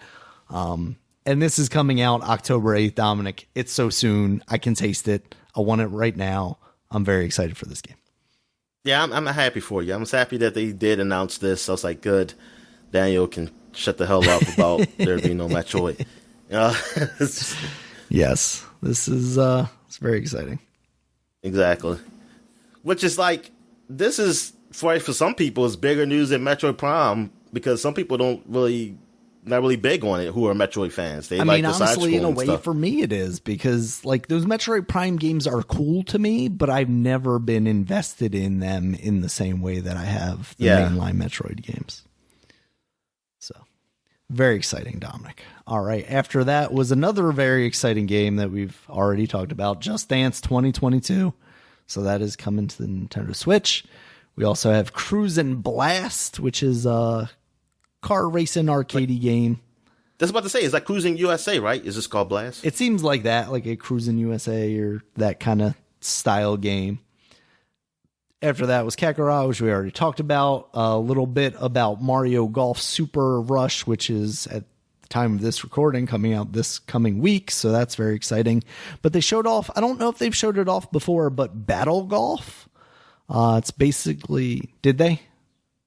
They have showed it off before, but they went into more detail because of the treehouse thing. But I didn't watch all that, really. I mean, because I fast forward through it just to see what they were doing. Mm-hmm. And yeah, that Battle Golf is crazy. It seems neat because it's like you're all on one like arena area and you're like first the 3 holes wins or something like that. And there's like 9 exactly. or 10 you got to run different to the holes. ball. Hit the ball, run, and they're doing some cool stuff. Plus that adventure stuff I'm very excited about. And I just want to shout out, I was watching like the Waypoint stream of this because they were crossing over with Nextlander, who are the previous Giant Bomb guys. And Austin Walker was like, what I want is just like one of those Mario Golf games from the Game Boy Color with that RPG mode. And I was like, this guy knows. He knows what's up. I don't hear many people shout that out, Dominic. So I just wanted to give him a little respect there. So yeah, that's cool. Hopefully that is kind of what we get out of that Mii adventure mode. After that, they showed off Monster Hunter Stories 2, Wings of Ruin. That's coming out July 9th. So very soon, if you're into Monster Hunter, you want more stories, go for it. I mean, maybe Stories is probably the one I like because it's more RPG-ish. Right. You know? There is a demo, I believe. So check that out, Dominic. Maybe. See if that's what you're into. After that was WarioWare Get It Together. That is adding like 2-player co-op to the Mario Waluigi WarioWare formula, which is little mini games, which have always been really fun. This looks neat. What did you think? I never played a Wario game, but these mini games, I always heard people talk about how goofy and fun they are, and they're really quick to do. Very frantic, yeah. Yeah, I mean, it's just that I'm never going to buy it. Mm-hmm. That's the thing. I don't want to buy this game. Like, if it somehow it gets into my hands, I will play it. But I just never been that type of guy to pay for a game like this. Yeah. It's also, if it's $60, I'm not sure if it is, and I bet it probably is. That's going to be a hard sell for me, too. See, that's the thing. If there's I'm sorry, games like that, it's got to be $20. Yeah. And I think, hey, I'll pick this up. $60, you're pushing. I don't care. You can say, hey, it's 500 games in here. That ain't going to do it for me, man. Yeah. Because it's about how much time I will put into it. And I don't know. I really don't. I cannot say. And I think $60 would that be a good investment for me. Yeah. Yeah. So that's coming out September 10th. So that'll be out in no time. After that, we got Shin Megami Tensei 5. Man, this was sure a thing, Dominic, because they're showing off the battle system. And then all of a sudden the guy's like, yo, you can also talk to these demons and work out your problems. And then they can become allies. And sometimes you have to be harsh with them. I think that's what they did in the other games. Is that At least just you did the way something... that game is? I mean, I think you did something similar in Persona. Oh, okay. Something similar to that in Persona. Gotcha. And I just assumed that maybe in that game that's happened. But not everybody knows about these games. Right. So yeah, I clearly did not. Because I was like, I'm doing what now? I'm talking to this dog with a braid? Or maybe they didn't. Maybe it wasn't. Maybe that's it started in Persona. And that I have no idea. I'm not really into these games. Yeah. But I always heard, because it's similar to Persona. It's a more serious Persona, I guess. Yeah, it was a spin-off or whatever originally, right? Persona was. Which I'm like, so why can't you put Persona on the Switch? So that's where this took you, huh? Or vice versa. It doesn't, if you want to put Shin Megami Tensei on PlayStation, maybe it is. I don't even remember. But I want to say it is. Then it doesn't make any sense. Why is Persona exclusive to PlayStation? That doesn't make any sense. You're a third party. What was the time exclusive? If there was a time exclusive, how long was it? Yeah. I really want to know, because that's crazy that is exclusive to PlayStation and is not on the Switch, at least. Fine, you're not going to come to Xbox. That's fine. But you're not going to go on the Switch? I mean, come on. You're talking about, how much... That's the thing. How much money, if PlayStation paid them, if they did, we don't know. I haven't got no confirmation. Yeah.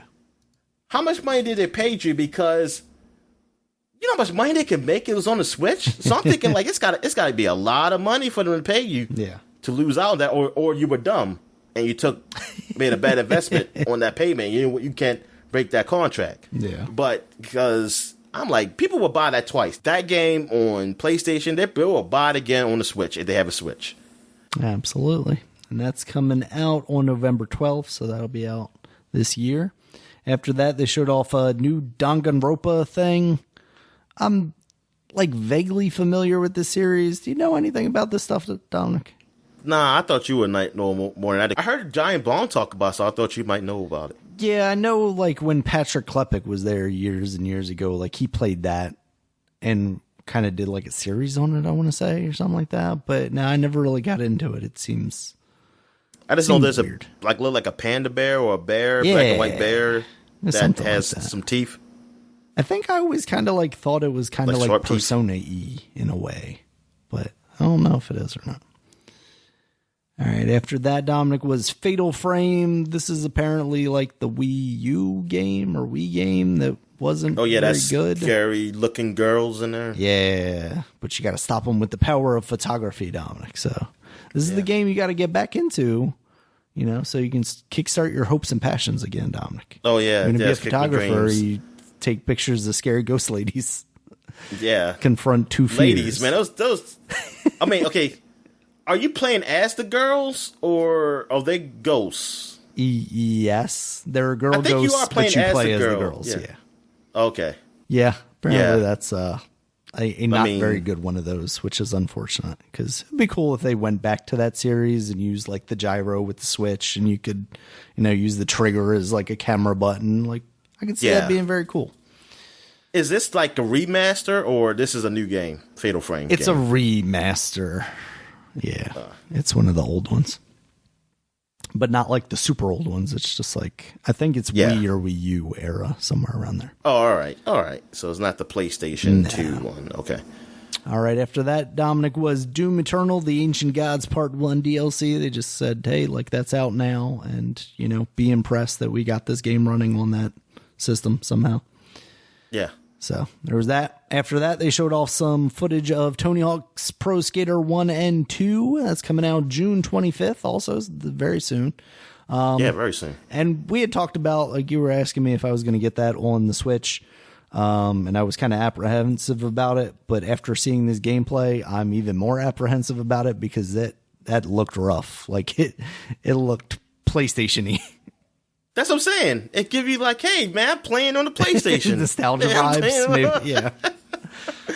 Man, I was disappointed when I saw that. I was like, why is this so aliasy? It looks, I don't know about that. So we'll see. I mean, I would rather it look a little rough and it still play smoothly, like the frame rate be steady. Yeah. But yeah, it's not great. After that was Strange Brigade. They announced that that's out now. That's you talked about that at one point, right? That's the multiplayer. I feel like I did, and I don't remember it. Yeah, I think you played it on the Xbox for a little bit. Oh yeah, Strange Brigade. Yeah, I got it on my PC, like the Xbox Game Pass on PC. That's what it was. Okay, yeah, it seems kind of an interesting idea, but that's out now on the Switch. Yeah, it's a roguelike game. Is it? I always thought Strange it was, Brigade? Yeah. I always thought it was a like kind of Left 4 Dead almost type thing. Hey man, let me see. Or like Call of Duty Zombies or something like that. Like multiplayer. This is shooting. Not what I thought. I'm thinking about another game. Now I'm interested what you were thinking it was. I was thinking this is shucks, I gotta go look it up. This is not. I don't know what the hell this game is, Daniel. Oh, okay. I thought you had played it. I don't think I ever talked about this game. I'm probably thinking wrong. Yeah, it's like a multiplayer game, and you play as like different archetypes. Like one guy's like Indiana Jones looking, and another guy's like, I don't know, something else from an action style movie, like Rambo or something maybe. And you're transported back in time, and you're like fighting ancient mummies and things like that. It seems like kind of a cool concept, to be honest with you. It does. It does look fun. But no, it's made by the people Rebellion, and they done the game I played. They do. The Predator zombie war for the sniper zombie. Oh, okay. Gotcha. Game. Zombie Army, yeah. Gotcha. Okay. For some reason, I never realized that was them that made that. But yeah. That's all right. I mean, I don't know how it plays on the Switch, but, again, like hints to games that I wouldn't expect to necessarily run on the Switch. I was very much like, okay, they're going to maybe announce a new Switch here. Yeah, and then like announcing Metroid pretty early on into the show, I thought, like, okay, we've got bigger things to talk about later. They teased me, Dominic. All right, after that was Mario plus Rabbids Spark of Hope. We already talked about that. That's coming 2022. Just more stuff for that. After that was Advance Wars 1+2 Reboot Camp, Dominic. Now, initially, I thought this was going to be a new Advance Wars game, and I was like, holy crap. Yeah, I saw you text me. They're doing it. And then by the end of the trailer, they're like, oh, it's these first two games, but now they're in 3D. And honestly, like, I'm not digging the style that much as far as the actual in-game graphics. Like, I think the characters look fine because they're stylized cartoons, but I think the actual like units and everything look so basic that I preferred their pixel art stuff. So yeah, that's what I heard some people say that too. Like, say, darn, I would prefer it to be the pixel art look than this look. So honestly, like if they had just given me those games straight up on a, Game Boy Advanced online thing, like they're doing their Super Nintendo thing, which they'll never do, Dominic, because they're stupid and they hate money. Yeah, I would have been fine with that, but it looks fun. I might end up picking it up, but I don't think I'm chomping at the bit to get that at $60 even for two games. Yeah, that is ridiculous to me. That game is $60. Yeah. Like, I mean, you gotta include something else. Like maybe you don't remaster the other inclusions of the other advanced war games you can include with it, but like put Battalion Wars in there or something, man. And I mean, dude, you gotta do $60 for this. I mean, if it's that much work to make that game again to look like that, then damn, man, just like you said, re-release it. Yeah, just give me the old games.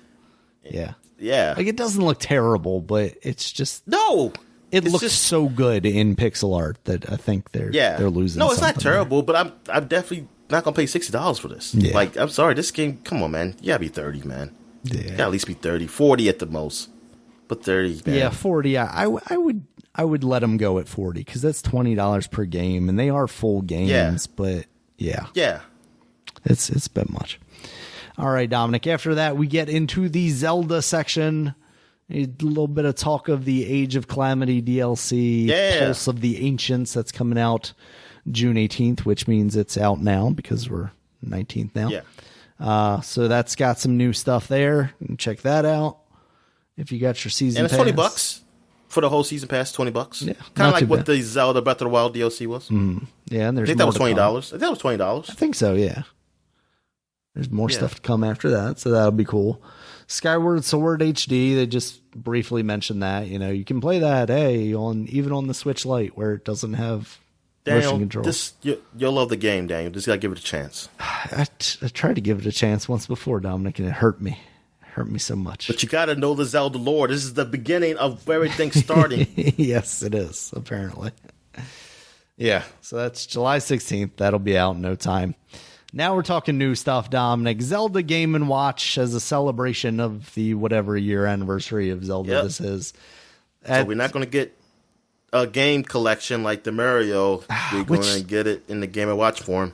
Yeah, that's kind of disappointing. I mean, 1 and 2, is 2 on the online service as well? I think it is. Yeah. So 1 and 2 are already on there, as well as obviously Super Zelda 64. Zelda Links to the Past. Yes, thank you. Call back to originally. But this one does include Link's Awakening, which I'm kind of like, it's got Link's Awakening on it, even though I've got Link's Awakening 50 million places, and I would much rather play it those other places probably. But it is kind of tempting just because it has Link's Awakening on there. And of course it has Game & Watch games on there with Zelda, Link themed characters as well. So that is coming out November 12th, and I think it's $60, $50. I think it's $50.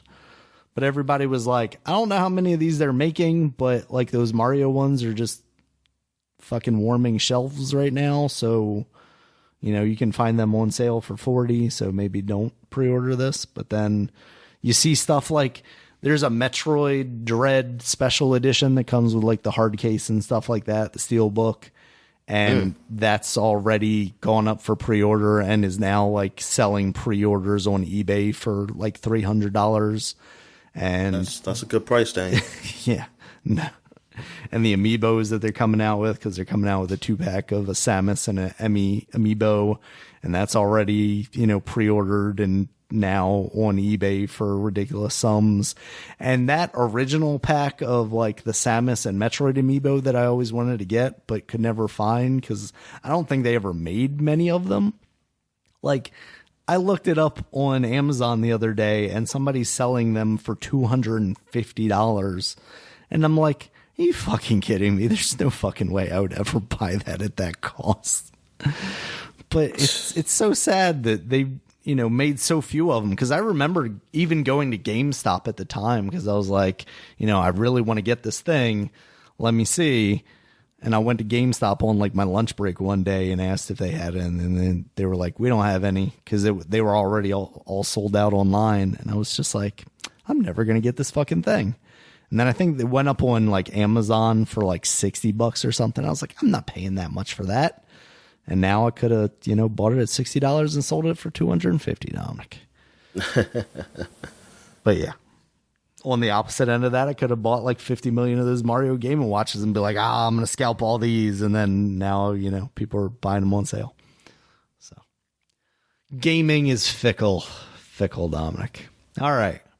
But let's get down to it, Dominic. Closed out the show. Breath of the Wild 2 coming next year. We're taking to the skies. What did you think? I mean, it looked good. I mean, I like the whole idea that, you're back in the skies. I mean, you got the Skyward Sword, coming out, so maybe there's some parallels there. Hopefully not. I'm kidding. Oh, man, if they make it so that you can fly in this bird, don't you dare. Now you gotta flap. Oh, my God, they do that shit. I mean, instead of us just pressing a damn button, I was like, you sons of bitches. You sons of bitches. Don't give them ideas, Dominic. I mean, they might do it because they already make you move your Switch around when you do the puzzles in those shrines. So, let's hope they don't do that. I didn't see a bird in that trailer, but no. I'm scared you're going to say, hey, look, you have a little bird friend. That's okay. How do you fly with him? How does he fly? Can I turn him into a motorcycle? Look like it'd be fun. Like, you have different worlds, I guess, in the sky. Yeah, I'm hoping, because they said it was going to be the same map, basically, as Breath of the Wild. So hopefully this is their way of kind of expanding on that without just saying, no, here's more of the same land. So I guess this is supposed to be all connected. So maybe it's like in Zelda Skyward Sword. Like, you're seeing these places in the sky. These are these people living up there. And things of that nature. That could actually be interesting. I'm not against like including the story elements of Skyward Sword. I'm just against all of the gameplay of Skyward Sword. It's just a game. Well, just the whole Remotion Plus stuff. Yeah. I just want that out. I just want that out, and I just want to play. Yep. And I thought they were going to do it. They're going to put the work in to really, like, we're going to make it to you can just play with the controller. But it's like, people say, well, it's kind of hard to do. No, it's not. You got to put the work in. Yeah. Good God. Now you got to use the right stick, and I still can't use the fucking camera. That's all I want is a right stick that controls the camera in a 3D action game. Yeah. So it looks cool, though. He's got new powers also. Like, he was teleporting through a rock. Yeah. Some said people think it's got some time travel, maybe aspect to this. Seeing people talk about. So maybe this be the one I like, Daniel. Hopefully. See. I mean, I saw the debate kick up on Twitter about whether it should have weapon degradation or not. Obviously, there's no debate. It shouldn't. I don't disagree with you, Dominic. I would much prefer there not to be. And I should not be tired from climbing. The man is. He's all right. He can keep climbing. Yep. As long as you put the cheat codes on. Or just you make me tired, but I don't fall. Yeah. He just holds on. Yeah. Just really slow. Yeah, if they did like an over encumbered type thing where you just start climbing really slowly, but you can still get to like the next platform and then pull yourself up and. Or he has something like some spikes or something that goes into the rocks, so that he's not holding it with his damn hands, like climbing up. That would actually be really nice if they did like an upgrade. Like maybe at the beginning of the game, obviously you can't climb everything, but then you get an upgrade later on, like a pickaxe or, like you said, spiky shoes or something. Yeah, absolutely. And then you can feel like a god in their world. Or just make it like Immortals Phoenix Rising or something, and he just turns into Icarus. Then he can fly. He got wings. Exactly. I saw Cliffy B talking on Twitter the other day about how like Phoenix is an underrated game and better than Zelda. So. Oh, well, he's right. Apparently. I think he's right. Even though I never played it, but I just said that. No, I never it is. Oh, Dominic. All right. So that's it from E3. That's all the big ones, even the ones that's really worth speaking on. Yeah. So nothing really from PlayStation. Like, I guess they haven't said anything about no state of play happening soon. No. I mean, they did just have their Horizon one, so not too surprised by them kind of setting this one out. I guess maybe they didn't have really a lot to say. I was hoping that they mentioned something maybe about the VR, but I heard that VR is possibly next year. Yeah, it sounds like maybe holiday next year is when it'll launch. Yeah. Oh, one thing that we didn't really bring up was that Starfield was very explicitly stated to be Xbox exclusive. Oh, yes. So they made it clear numerous times that it was not coming out on anything else. Oh yeah. So it's just happening, baby. Yep. They said, you know what? We gotta do it. We gotta do it. And there's people angry. But I seen people comment talk about like, yeah, talking about anti-consumer, and I'm like, yo, all these companies are. Yeah. They're pro money though, so you know what? I was about to say, if like people don't buy it on the look at Xbox, Nintendo. What the hell are you talking about? Ugh, That things barely even go on sale.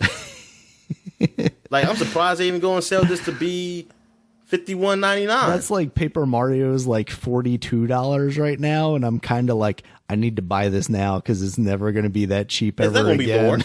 It's not going to be lower unless you get it like a used cartridge somewhere. So I'm like, even if I'm not going to play it right now, like maybe I should just pick it up. That's how bad it is, Dominic. I'm in an abusive relationship with Nintendo, and I've known that for a very long time now. So what'd you think of the show overall, Dominic? Ups, downs? Overall, I liked it. I mean, I'm just happy to get all this news out. I mean, I was surprised not to see like a new Switch announced. Jason Schreier's smug face was so confident, Dominic. So confident. Oh, I didn't know. I didn't know he was said that was going to happen. Well, just like he, after the Rabbids reveal, he was basically on Twitter like, this looks like a good-looking game, maybe a little too good for the Switch. That kind of thing. Yeah. Like teasing like, oh, I know something. It's coming. It's coming, boys. And then nothing. And, yeah. I'm surprised they didn't really show nothing on Bayonetta 3. Yeah. Still in development, allegedly, Dominic. Progressing well, according to Nintendo. It was another game I was surprised not to hear nothing about. I forgot. I was hoping like Xbox would announce like maybe another Japanese company bringing a game over, like Persona or something, something coming over. But the Yakuza thing was good. Oh, I was hoping like other Yakuza game that's not called Yakuza. Oh, Judgment. Judgment. Yeah, that will be on Game Pass or something like that. But just like it's gotta be coming. Yeah, but see, PlayStation, I kind of want to say to play, like, maybe they do something like, it don't have to be, like, new games, or they put an announcement about, like, hey, these games are free, or, like, something similar to Xbox Game Pass or something coming out, or streaming, something big like that. Something like a big feature that's coming out. Me letting you borrow Ratchet and Clank, like, I pulled those out of the box, and then I pulled the other ones out of the box. And I was like, man, I really wish there was an easy way to play these games. Like, I can't just stick these PS3 games in my PS4 and play them. Yeah, exactly. And I kind of would like to play, like, Ratchet and Clank Into the Nexus, because that's the one where, like, at the end of the PS3, I kind of moved away from playing those games. But I think that one's still probably a pretty solid game. I realized when I hooked up my PS3 up is that it has HDCP, and so I had to get a converter or something. I say, oh, well, fuck it. I just won't be recording anything. And I just have to just play it as it is. Just play it like a plebe. I can't have everybody watch me. Yeah. But, unless I buy this converter thing, which I don't know I don't think I'll do that. I know I had been looking for a while for, like, eBay, you can find HDMI splitters that just happen to wink, wink, nudge, nudge, drop all the HD PC stuff out of there. See, I got a splitter, but my splitter doesn't. Maybe I just the raw kind. Yeah, it seemed like it was very specific ones, and after a while, I think it became like extremely specific ones because they were getting hit by companies like Sony saying like, "Hey, you can't fucking do this to our shit." Yeah, because I read that too, a splitter. I said, "Oh, maybe I can put the splitter in there," and I was like, "Oh, well, this one doesn't work." Yeah. Maybe I'll look in that. I mean, I'll see. But it was a good show. It wasn't a ton of surprises. More the surprising thing is that with Xbox, everything being on Game Pass, not so much surprising, but cool that these games were going to be Game Pass. Surprising that Back 4 Blood is going to be on Game Pass, going to launch on Game Pass anyway. Things that aren't first party. Square Enix with Guardians of the Galaxy. That was a surprise. That was a surprise. Hopefully it'll be a good surprise that it comes to be a good game too with it. This announcement.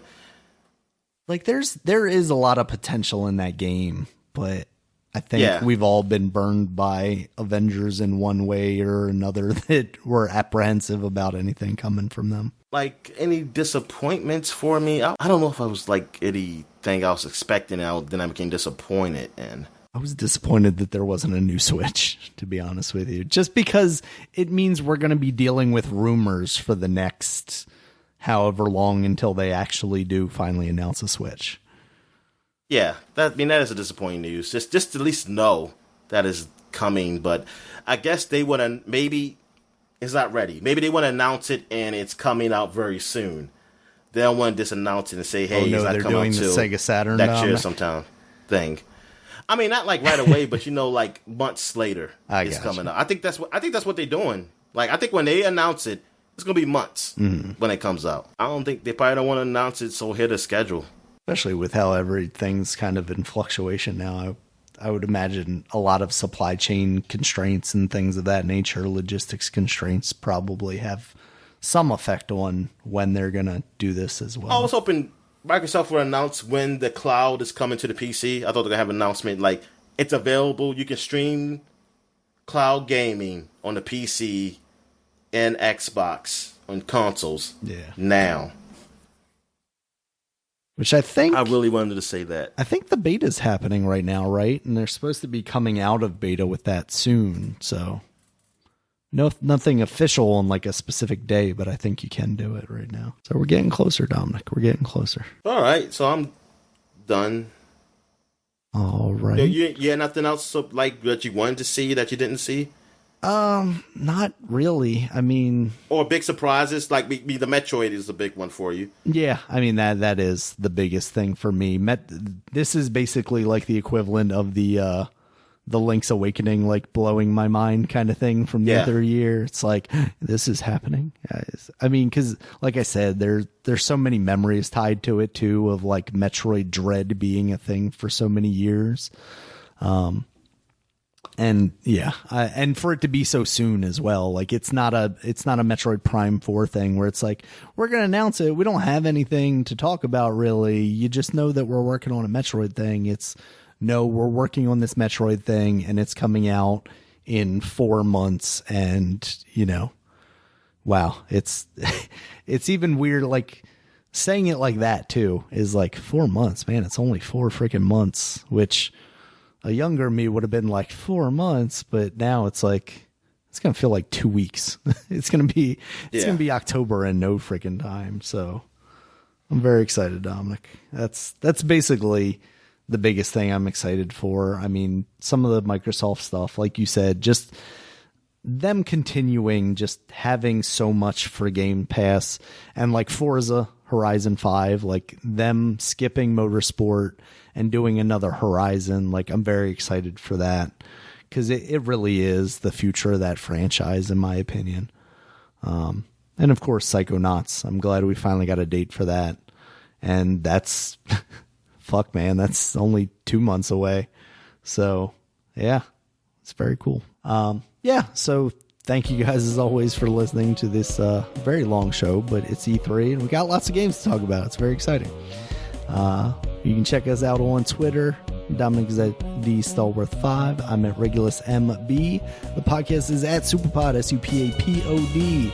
Superpod.com is the website. You can check us out there. It has all the podcasts as well as links to all the places you can find us, including YouTube, where there's a video version of this podcast that includes this audio over video footage of games that we were talking about, as well as all the other places you can find podcasts, including iTunes, Stitcher, Google Podcasts, Spotify. Until next time, guys, see you later. All right, see ya.